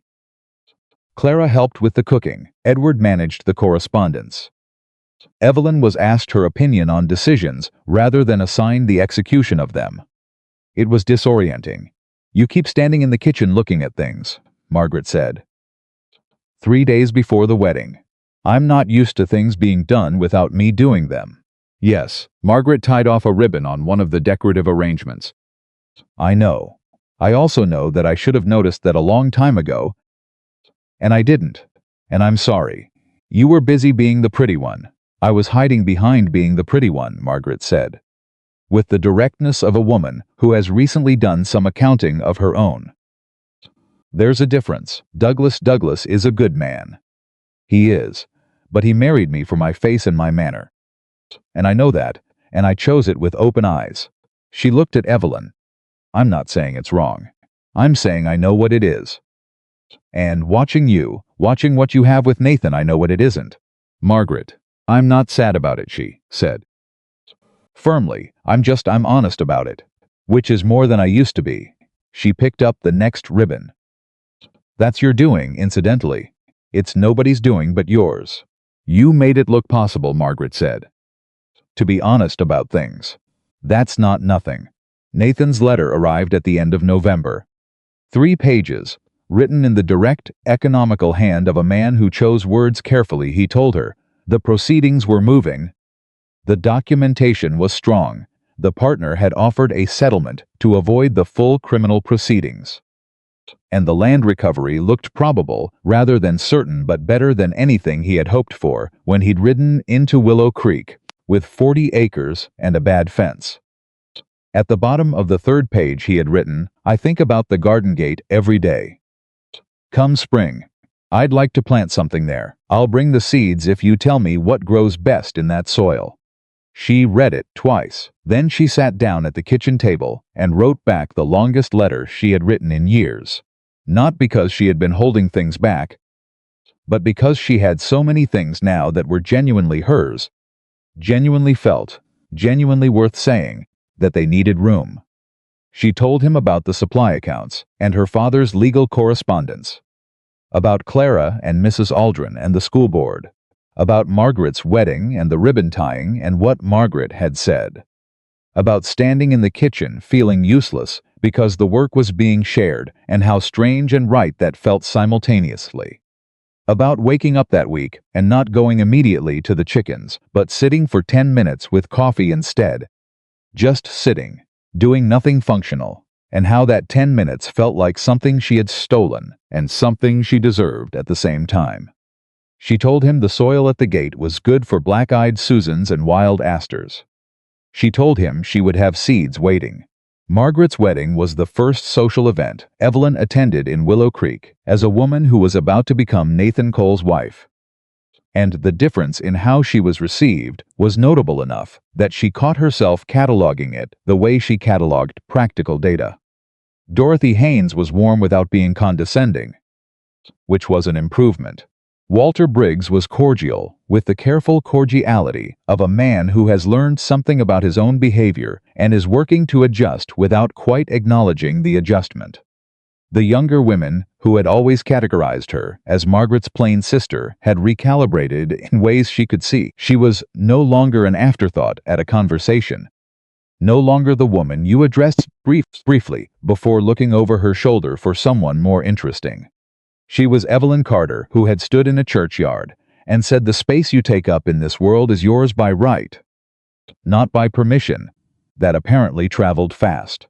An older woman named Pearl Sutton, who had lived in Willow Creek longer than anyone and spoke infrequently, but with considerable accuracy, when she did found Evelyn at the punch table and stood beside her. For a moment in companionable silence before saying, "You know what you remind me of?" "What?" Evelyn said. "Myself," Pearl said. 40 years ago. Before I let people talk me into being smaller than I was." She picked up her punch cup. "Don't do that." "I don't intend to," Evelyn said. "Good." Pearl drank her punch. "You'll need that. Marriage is. It's a long conversation. You want to arrive to it knowing what you think." "I think I'm starting to," Evelyn said. Pearl looked at her with the assessing quality of someone who has earned the right to assess things. "Yes," she said. "I believe you are." Nathan's second letter arrived on a Wednesday, 3 weeks before Christmas, and it said, "The claim is filed. The settlement terms are being discussed. I'll be home before the new year." She read it in the barn, standing up, in the middle of moving hay bales. And she stood still for a moment with the letter in her hands, and something moving through her chest that she could name clearly now, without hesitation. Not gratitude. Not relief. Not the complicated, guarded approximation of feeling she had spent years substituting for the real thing. Just love. The clean, uncomplicated weight of it. The kind that doesn't need a justification. She folded the letter and put it in her coat pocket and went back to the hay bales. Because the work was still the work, and the barn didn't care about her personal developments. But she was smiling when she did it, genuinely, privately. The smile of a woman who has arrived somewhere she did not know she was traveling toward and has found it better than anything she would have dared to plan. The last Sunday before Christmas, her father came to find her. At the well she was checking the rope, as she had been doing on the Tuesday that Nathan first rode into Willow Creek, and he stood beside her with his coffee cup and looked out at the road in the direction of Nathan's parcel. "I want to say something," he said. "All right. I spent years depending on you without seeing you. I want you to know I see you now." He paused. "I'm going to keep seeing you. Even after you've gone to your own house, with your own land. You are the best of what your mother and I made." He stopped. The coffee cup was steady in his hands, but his voice had a quality of effort to it. "I should have told you that long before a stranger came to a garden gate and reminded us all to look." She stood at the well, with the rope in her hands and her father beside her. And she breathed through the thing in her chest, the old grief, and the new warmth, and the long, complicated love of a daughter for an imperfect father who was trying. In the morning of her new life, to be honest. "I know, Papa," she said. "I know you see me," he nodded once. Drank his coffee, looked at the road. "He's a good man," he said. "Nathan Cole." "Yes," she said, "he is." "Gets better," her father said. "When a good woman's got his attention." She looked at him. He was almost smiling. "That's the most optimistic thing you've said in 3 years," she told him. "I'm practicing," he said, and went back inside, and she stood at the well in the December cold with the rope in her hands, and the road stretching out ahead toward 40 acres of land, and a man who was coming home. And she thought, this is what it feels like when your life is finally, fully, entirely your own. Nathan came home on the 28th of December. Not the new year as he'd promised earlier, 4 days earlier. She was in the barn when she heard the horse, and she knew before she stepped outside. Knew by the particular rhythm of that specific animal's gait on the frozen road which told her something about how carefully she had been listening, without admitting to herself that she was listening. She came out of the barn, and he was already dismounting at the gate. He looked tired. He looked like a man who had ridden hard for 2 days and slept badly and eaten whatever was available rather than whatever was good. He also looked like a man who had resolved something heavy and was standing on the other side of it with his footing restored. She walked to the gate. He walked to the gate. They stood on opposite sides of it for one moment, and then she unlatched it herself and pushed it open.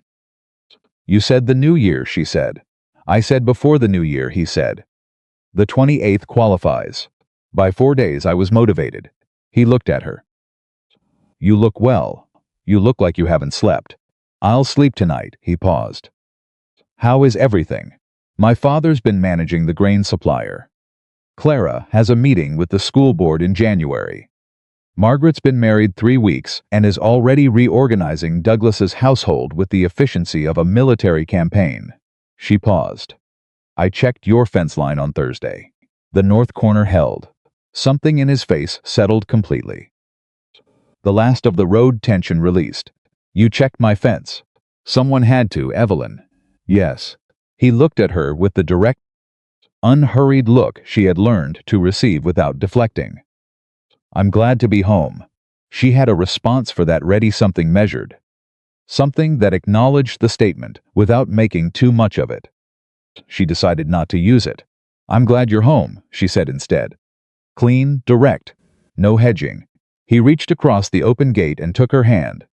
"Briefly, the way you touch something you've been thinking about for a long time and are confirming is still real." Then he went to his horse, and she walked with him to put it up. And they were back in the ordinary work of things, which was exactly where they belonged. The settlement terms arrived by courier on the 2nd of January. She was at Nathan's place. When it came, she was there most mornings now, working alongside him the way two people work together when they have stopped performing partnership and started actually practicing it. The courier was a young man from Carlisle County who handed Nathan a sealed document with the formality of someone delivering something important and then's back to let the importance be absorbed. Nathan read it at the table while she poured coffee for both of them and waited. She watched his face. She had learned to read him, not perfectly. He was not a man who broadcast his interior landscape, but she had learned the vocabulary of his expressions well enough to understand the major movements. He set the document down. "Well," she said. "The criminal conviction stands," he said.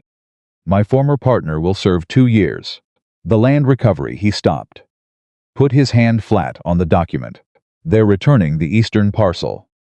Not all of it. The south section was legitimately sold to a third party before the fraud was established. So that stays where it is. But the main property, the house, the operation," he looked up. "It comes back to me." She set the coffee cups down. "Nathan," she said, "that's 8 years of your life, it is. What do you want to do with it?" He looked at the document. Then at her. "That's the question I've been thinking about for 3 weeks, he said, while the lawyers were talking and the documents were being filed. I kept coming back to the same point." He paused. "I built that place alone. 8 years, and I built every part of it by myself, without anyone to consult, without anyone whose opinion I trusted more than my own. And then I trusted the wrong man with the whole of it, and lost everything." He picked up his coffee cup. "I don't want to go back to that place and rebuild it the same way." "What way would you rebuild it?" she said carefully. "With you," he said. "If you'd consider it. Not instead of the Harmon parcels. We can sell the eastern operation and put that toward this land. Make something larger and more stable than either one alone. Or we can keep both and manage them both." He looked at her steadily. "I'm not telling you what I've decided. I'm asking what you want." She sat down across from him. This was, she understood, the real version of the question he had asked her in the Eastfield in November. That one had been about whether she would share a life with him. This one was about what shape that life would take. And he was asking her, not telling her, not presenting a plan that required her agreement. but asking her the way you ask someone whose answer genuinely determines the outcome. The Harmon parcel, she said. This land, this is where you started over. This is where you came to the garden gate. She looked at him. Sell the eastern property. Put the money into this. Build here. You're sure. A place is only as good as what happened in it, she said. This is where things happened. He looked at her for a long moment. Yes, he said, it is. They decided it together. At a table with 2 cups of coffee, the way decisions should be made. The wedding was on the 14th of April, which was a Saturday, which Evelyn had specified because she was not going to be married on a day when there were animals to feed at sunrise and accounts to reconcile by mid-morning. Saturday was always her least managed day, which made it the most available.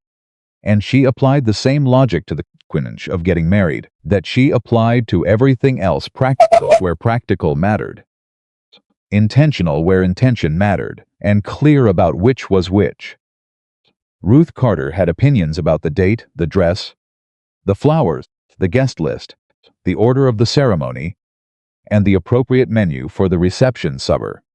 Evelyn gave her full authority over 3 of those 5 things, retained authority over the other 2, and the result was a ceremony that was organized with her mother's precision and felt, in its bones, like herself. The dress was not the blue church dress. It was something Ruth had found in a catalog from Denver, a deep ivory cotton with simple lines. Nothing elaborate, nothing that required managing while she was wearing it. She put it on the morning of the wedding while Clara did her hair, and Margaret stood in the doorway, offering opinions nobody had requested. You look beautiful, Clara said. I look like myself, Evelyn said. That's what I said. She looked in the mirror. She was 28 years old. And she was not her sister's, and she had dirt under her fingernails even after scrubbing, because that was apparently permanent at this point. And she was about to marry a man who had walked past the porch and come to the garden instead. Yes, she said. It is. Her father was waiting at the bottom of the stairs. He had put on his good suit, the one she had last seen him wear at her grandmother's funeral 6 years ago. And he had brushed it and pressed it himself, which she knew because her mother would have made the lapels lie flatter. He looked at her, coming down the stairs, and said nothing for a moment. Then he said, Your grandfather would have liked him. The lawyer grandfather? She said. He had good judgment about people, her father said. He would have looked at Nathan Cole and said, That's a man who knows what he's worth without needing to be told. He offered her his arm. Runs in the family, she took his arm, both sides, he added. Quietly. She had not expected to cry. She was not a woman who cried at things. But something about the morning light and her father's arm and the pressed suit with the imperfect lapels, something about the long road between the girl who had put a ribbon in a book of poems at 17 and the woman, standing here now, arrived in her chest all at once. And she pressed her lips together and breathed through it, and did not cry. But she felt the full weight of it, and she let herself feel it. Because she was done with putting things back before she was ready. The ceremony was held at the church, because her mother had held that line with the immovability of a natural feature, and Evelyn had decided this was a reasonable hill for Ruth Carter to occupy. Nathan was already there when they arrived. He was wearing the best thing he owned, which was a dark coat she had not seen before and which fit him with the particular exactness of something he had purchased for this occasion. And he was standing with the preacher with the composed quality of a man who is entirely certain about the decision he is about to make and is simply waiting for the administrative portion to begin. He saw her come in. She watched him take her in, not the dress, not the hair, not anything performed, just her arriving. The way he had watched her arrive at every gathering since October, with the same quality of tracking. Like she was the fixed point in the room that he oriented from. She walked up the aisle on her father's arm and thought, this is what it feels like to be someone's fixed point. It felt like something she intended to get used to. The preacher said the words that preachers say, and Nathan said his clearly and without hesitation. And she said hers the same way, because she had decided she was going to say them, like she meant them, and she did mean them, and there was no reason to perform uncertainty she did not feel. When it was done, when the preacher had said what needed to be said about man and wife, Nathan looked at her with the expression she had learned was his version of something large, the small, entirely genuine shift that meant he was feeling something too significant for his usual containment. He said very quietly, just for her, "Thank you for opening the gate." She understood he did not mean the garden gate on the day he came to call. He meant the other gate, the one she had held shut for 28 years.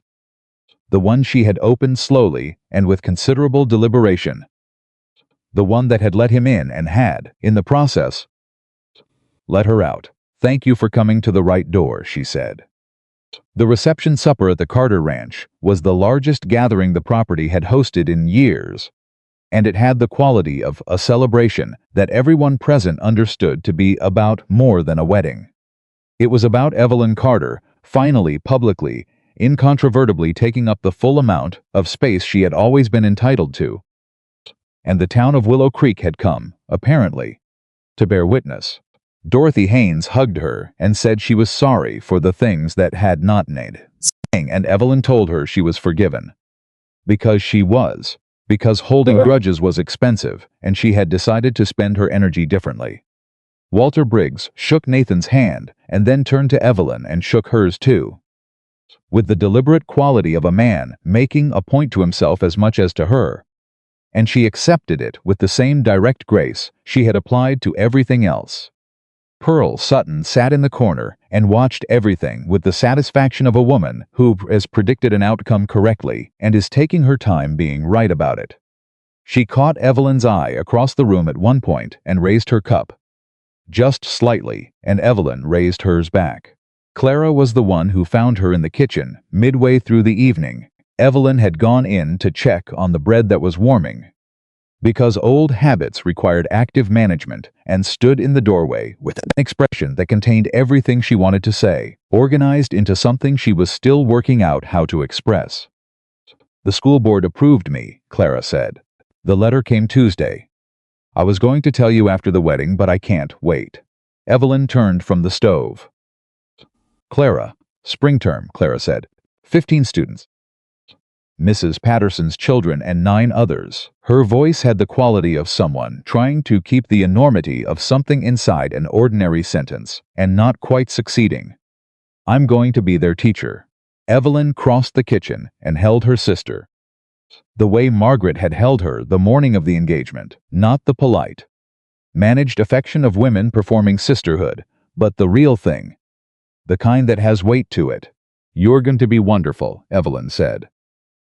"I might be terrible at first," Clara said into her shoulder. "Probably," Evelyn agreed, "and then you'll get better." Clara laughed. The laugh had tears in it, but it was a laugh. She pulled back and straightened herself with the efficiency she had always had. The efficiency that was going to serve 15 children very well. "Go back to your husband," she said. "I'm fine, I know you are," Evelyn said. She went back to her husband. That was a sentence she was going to need some time to become familiar with. And she found, walking back into the crowded room, and finding him immediately because she always knew where he was now, that she didn't mind the unfamiliarity. She had spent 28 years being comfortable with familiar things that cost her. A little unfamiliarity that gave something back seemed like a fair trade. Summer came the way summers do in that country without apology. All at once, heat and light and the particular smell of growing things that had been working underground all through the cold and were now arriving into the open air. The coal ranch, it was the coal ranch now, though she thought of it by the land itself, by the feel of the soil and the lay of the pasture, rather than by any name had changed considerably in the 6 months since Nathan had come home from Carlisle County. The money from the eastern property settlement had gone into the north pasture expansion and the new well and the repair of every structure that the previous owner's neglect had left compromised. It was solid now, it was a working place, and it had Along the fence by the main gate, the largest stand of black-eyed Susans and wild asters in the county. Nathan had brought the seeds in February, packed carefully in a paper envelope, with her name on the outside in his direct, economical handwriting. They had planted them together in the cold ground, knowing they would not show until the thaw, and she had thought at the time, this is what faith looks like. You put things in the ground in the cold, and you believe in the warmth that's coming. By July, the fence was covered. She was looking at it one morning, just looking, not working, standing still, with a cup of coffee in the early light, because she had given herself permission to stand still in the early light, because that was a thing she was allowed now when she heard the wagon coming up the road. Her family, all of them, her mother and father on the wagon bench. Clara beside her father, talking animatedly about something that had her hands moving. Margaret in the back with Douglas, who had the look of a man who had learned to keep up with the Carter women and was reasonably satisfied with his own progress. They came for Sunday suppers now, had been coming since the wedding. Her mother had instituted it the way Ruth Carter instituted most things, by simply announcing it as and organizing the logistics, and Evelyn had accepted it with the same directness she brought to everything now. She waved from the gate, her mother waved back. Nathan came up behind her. She hadn't heard him come out, but she felt him there, the particular quality of his presence at her shoulder. Before he spoke, the whole contingent, he said. Every week, she said. You knew what you were signing on for. Yes, he said. I did. He settled beside her with his own cup. I like them. You like my father. I like all of them, he said. Your mother keeps the conversation moving. Clara is about to become the most educated person at this table. Margaret is organizing our pantry whether we asked her to or not. He paused. And your father told me last week that he's been thinking about whether there's a case to be made against the grain supplier for the years before you found the overcharge. He thinks there might be recoverable damages. She looked at him. He told you that? We've been talking, Nathan said. While you and your mother argue about the soup, we don't argue. We have strong opinions simultaneously. Yes, he said. That's what I said.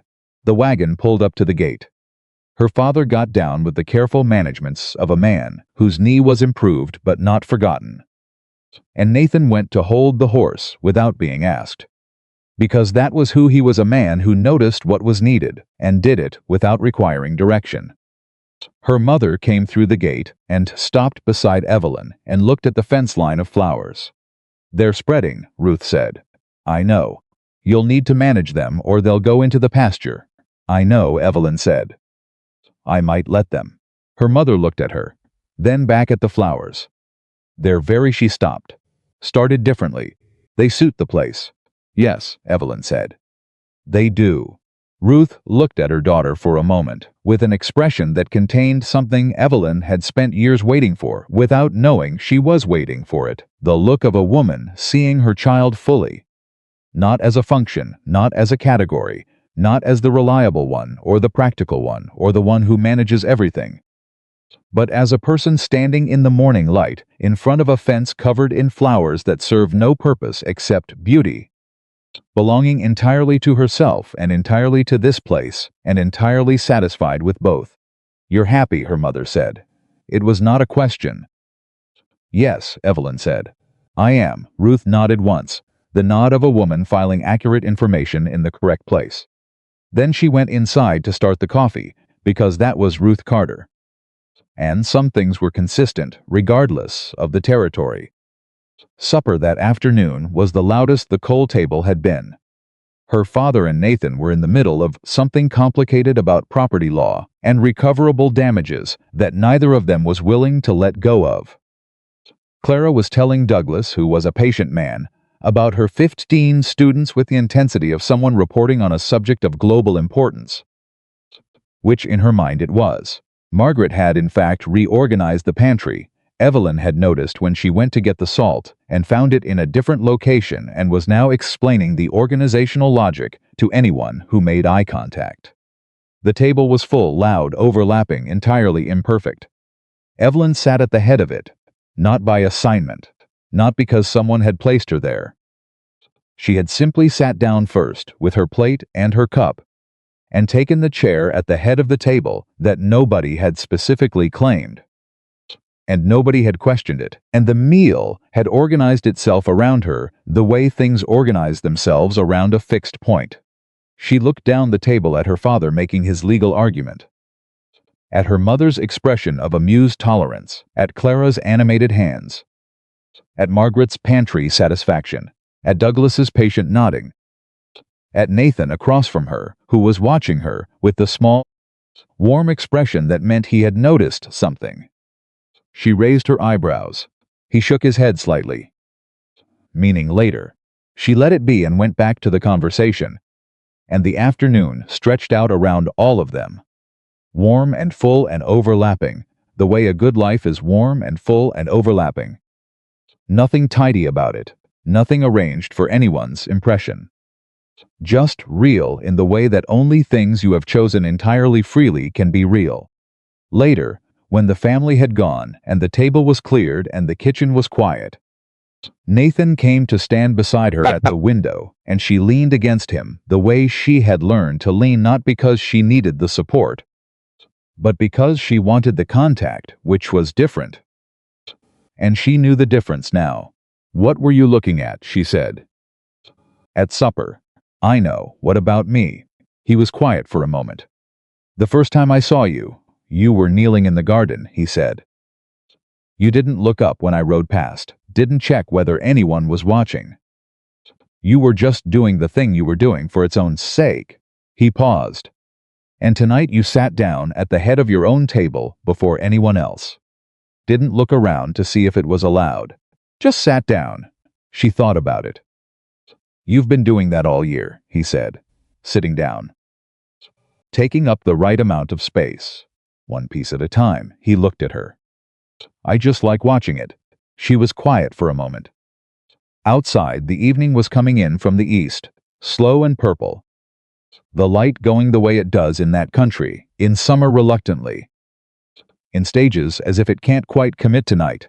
"Nathan," she said. "Yes. I want to tell you something, all right. When I was 12 years old," she said, "I decided that what I was what I could do, that my value was in the function. And I held that belief for 16 years because nobody gave me a reason to question it." She paused. "You gave me a reason." He started to say something. "I'm not finished," she said. "I want to be clear that I did the work myself. You didn't fix me. You didn't save me. You asked about my flowers, and you came to the right door, and you stood beside me in a churchyard and said nothing, and let me say everything. That's what you did." She looked at him, but it mattered. It was the beginning of the rest of it mattering. "And I want you to know I know that." He looked at her with the expression she knew best, the one that was too large for his usual containment, the one that he wore only for things too important to manage. "I need to tell you something back," he said. "All right. I built 8 years of my life on land, and I eventually," Lottie said. "And when I lost it, I thought that was my life. There it goes.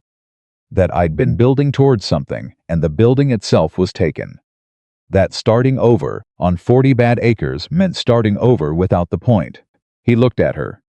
"And then I rode past a garden on a Tuesday in September, and I saw a woman who wasn't looking up to see if anyone was watching." He paused. "And I understood, for the first time, what I had actually been building toward." She looked at him. "It wasn't the land," he said. "The land was what I used to fill the time until I found the actual thing." She pressed her lips together. Breathed. "All right," she said. "All right," he said.